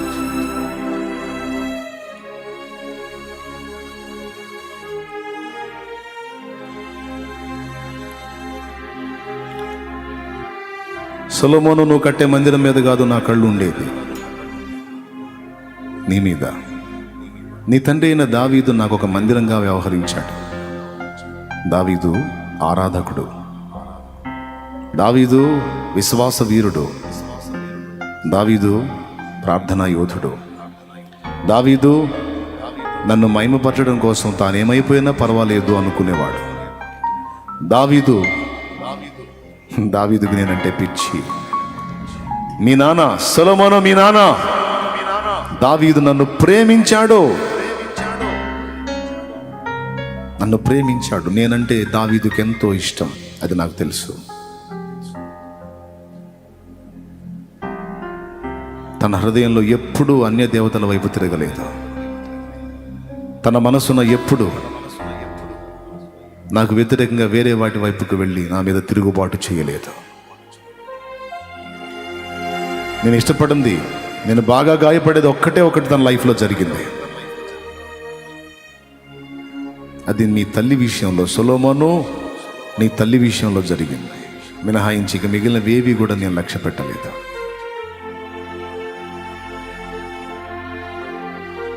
ఇక అన్ని విషయాలలో దావీదు నా చిత్తానుసారమైన మనస్సు గలవాడు, విరిగి నలిగిన హృదయం కలిగిన వాడు. నేను ఏ పాటి వాడును ప్రభువా అన్నాడు దావీదు.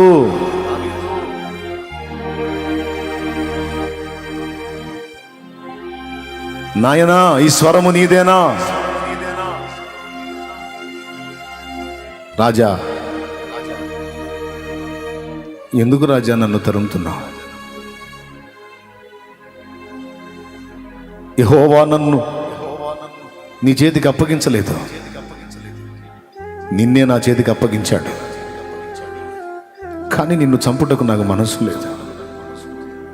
ఆయన అభిషేకించిన వాడివి నువ్వు. నీ సంగతేమో కానీ నీ మీద అభిషేకం ఉంచాడే, ఆయనను గౌరవిస్తున్నాను నేను. ఆయన నొచ్చుకుంటాడేమో, ఆయన బాధపడతాడేమో నేను వదిలేశాను. యెహోవా నిన్ను నా చేతికి అప్పగించి ఉండగా నేను నీ ప్రాణము తీయలేదు రాజా. ఎందుకంటే నా దేవుడు బాధపడతాడేమో, నొచ్చుకుంటాడేమో అని. దావీదా నాయనా, నిన్ను శత్రువు వలె తరుముతున్న నా ప్రాణమును నీకు యెహోవా అప్పగించిన తీయక, నా ఎడల నీవు చూపినటువంటి దయను బట్టి యెహోవా నిన్ను ఆశీర్వదించునుగాక. నిశ్చయముగా నీవు రాజు వగుదువు అని శత్రువు చేతనే దీవెన పొందిన వాడు రా మీ తండ్రి. సొలొమోను, నీవు నా కోసం చేసేవి సెకండ్. నాకు నువ్వు కావాలి, నీ హృదయం కావాలి, విరిగి నలిగిన నీ మనస్సు కావాలి. నీలో దీనత్వం పోతుంది, సాత్వికం పోతుంది, విరిగి నలిగిన అనుభవం పోతుంది, నా మీద అనుకునే అనుభవం పోతుంది, నీ దృష్టి మళ్ళీ పోతుంది. నా కుమారుడా, నా కుమారి, సరి చేసుకో. దేవుడు మాట్లాడిన ఈ మాట పరిచారకుల కూటమిలో ఉదయకాలం అందరూ దృష్టించి జాగ్రత్త పడండి. దృష్టి మళ్ళనీయకండి ఆయన వైపు నుంచి. పరిశుద్ధ ప్రభువా, బిడ్డలందరినీ పేరు పేరున దీవించు. ప్రకటింపబడిన వర్తమానం వారి హృదయంలో స్థిరపరచు నాయనా. నీ కళ్ళు ఎవరి మీద ఉంటాయో? సొలొమోను మందిరం మీద ఉంచమని అడిగితే నువ్వు మనిషి మీద ఉంచావు. నీ నివాసం ఏంటో, నువ్వు దేన్ని ఇష్టపడతావో, ఏది ఆశిస్తున్నావో, ఏది ఎదురు చూస్తున్నావో అన్నీ ఈరోజు మాతో పంచుకున్నందుకు నీకు వందనాలు. నీవు మాకు అన్ని విషయాల్లో నమ్మకంగానే ఉన్నావు, కానీ నీకు మేము నమ్మకంగా ఉండలేకపోయాం. నిన్ను కొన్ని విషయాల్లో బాధ పెట్టాం, అలక్ష్యం చేశాం, నిర్లక్ష్యం చేశాం. క్షమించు. ఇది మొదలు సరి చేసుకొని నిన్ను హత్తుకొని మళ్ళా మొదటి స్థితిలో ఎలాగ నిన్ను ప్రేమించామో అలాగూ ప్రేమించడానికి సిద్ధమవుతున్నాం. మమ్మల్ని బలపరిచి ప్రోత్సహించు. నీకు దూరమై నీ చిత్తం నెరవేర్చకుండా మేము ఎలా బ్రతుకుతాం తండ్రి? నీ సంకల్పం నెరవేర్చకుండా, నీ పని చేయకుండా, నిన్ను సంతోష పెట్టకుండా, నీలో ఆనందించకుండా మేము ఎలా మనుగడ సాగిస్తాం, ఎలా బ్రతుకుతాం యేసయ్యా? అది కష్టం. మాయలోకపు సంత మమ్మల్ని ఆకర్షించిందేమో, మోసగించిందేమో, మమ్మల్ని క్షమించు. నా హృదయం నిండా నిన్ను సంతోష పెట్టాలనే ఆశ, నీ చిత్తము చేయాలనే తపన. కనికరించు ప్రభు, కనికరించి మనోబలాన్నిచ్చి, ఆశా నిగ్రహాన్నిచ్చి, ఆత్మబలాన్నిచ్చి, అభిషేకాన్నిచ్చి ముందుకు నడిపించు. నీ వైపుకు మళ్ళుచుండగా నన్ను నీలో స్థిరపరచను. నన్ను ఆకర్షిస్తున్న లోకాన్ని నా నుండి దూరపరిచి నీకు సమీపంలోకి తీసుకోవాలి. నా బిడ్డల్ని, నన్ను, మమ్మల్ని అందరినీ కూడా నీ చేతికి అప్పగిస్తూ యేసు నామములో ప్రార్థించి వేడుచున్నాం తండ్రి. ఆమేన్. అందరూ పైకి లేచి నిలబడదాం. చివరి ఆశీర్వాదం ప్రార్థనతో ముగించుకుందాం. దేవుడు మాట్లాడినటువంటి సంగతులను పునః ధ్యానించండి, కొంచెం ఆలోచించండి. తప్పకుండా దేవుడు కృప అనుగ్రహిస్తాడు.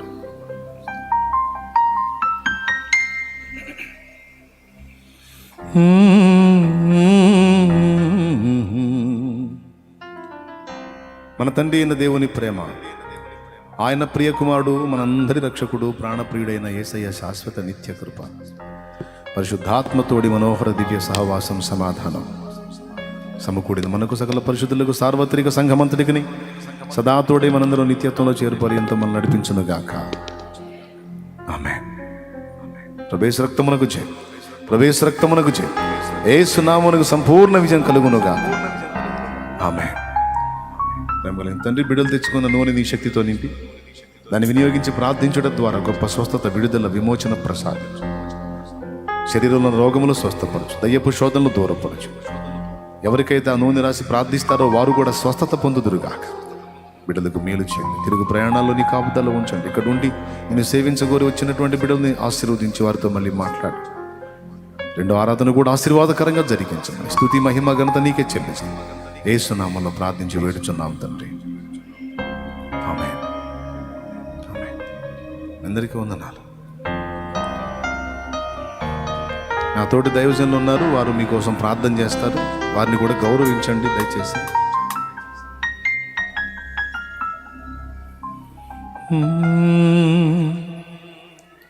విరిగి నలిగిన మనసు ఎంతో ఇష్టమని, వినయము కలిగిన హృదయం ఎంతో శ్రేష్టమని.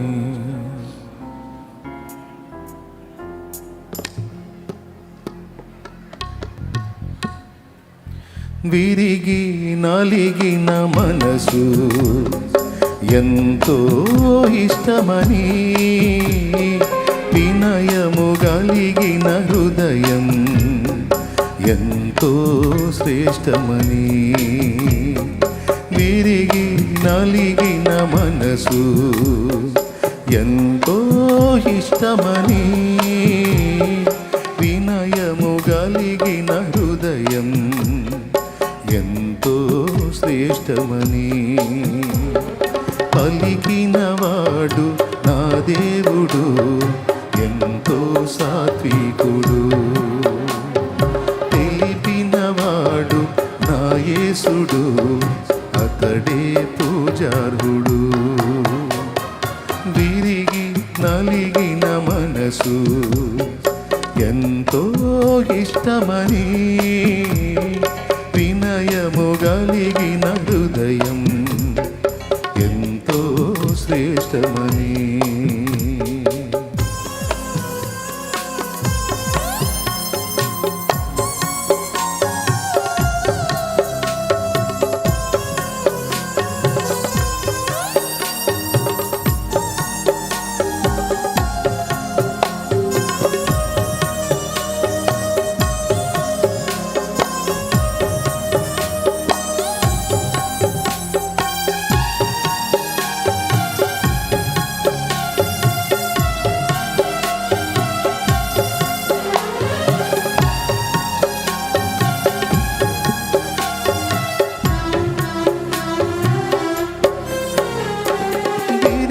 నలిగిన యాకోబు ఇశ్రాయేలుగా మారెనని,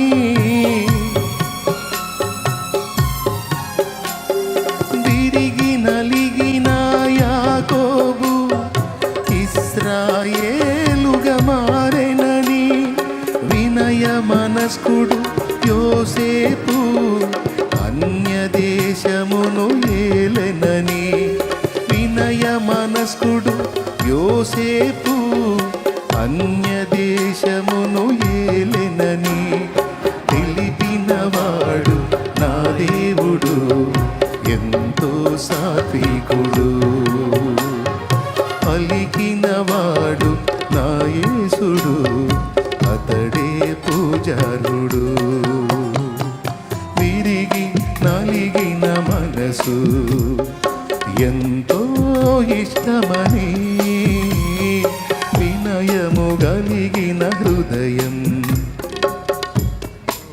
శ్రేష్టమని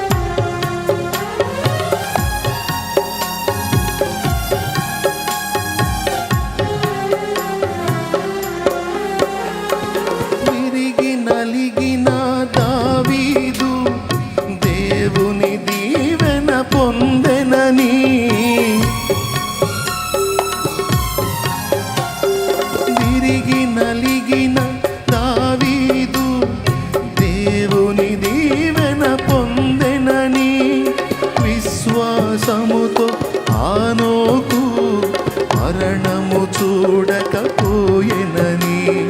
విశ్వాసముతో ఆనోకు మరణము చూడకపోయెనని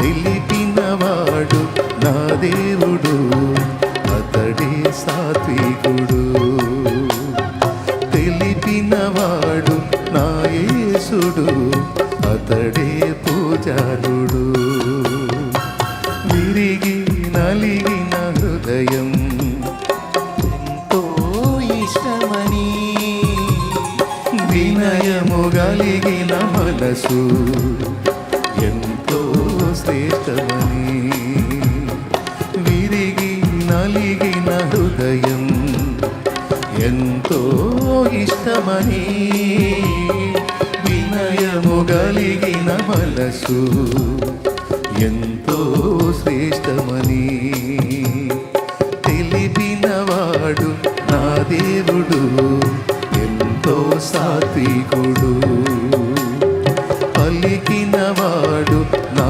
యేసుడు అతడే పూజారుడు విరిగి నలిగిన మనసు ఎంతో ఇష్టమని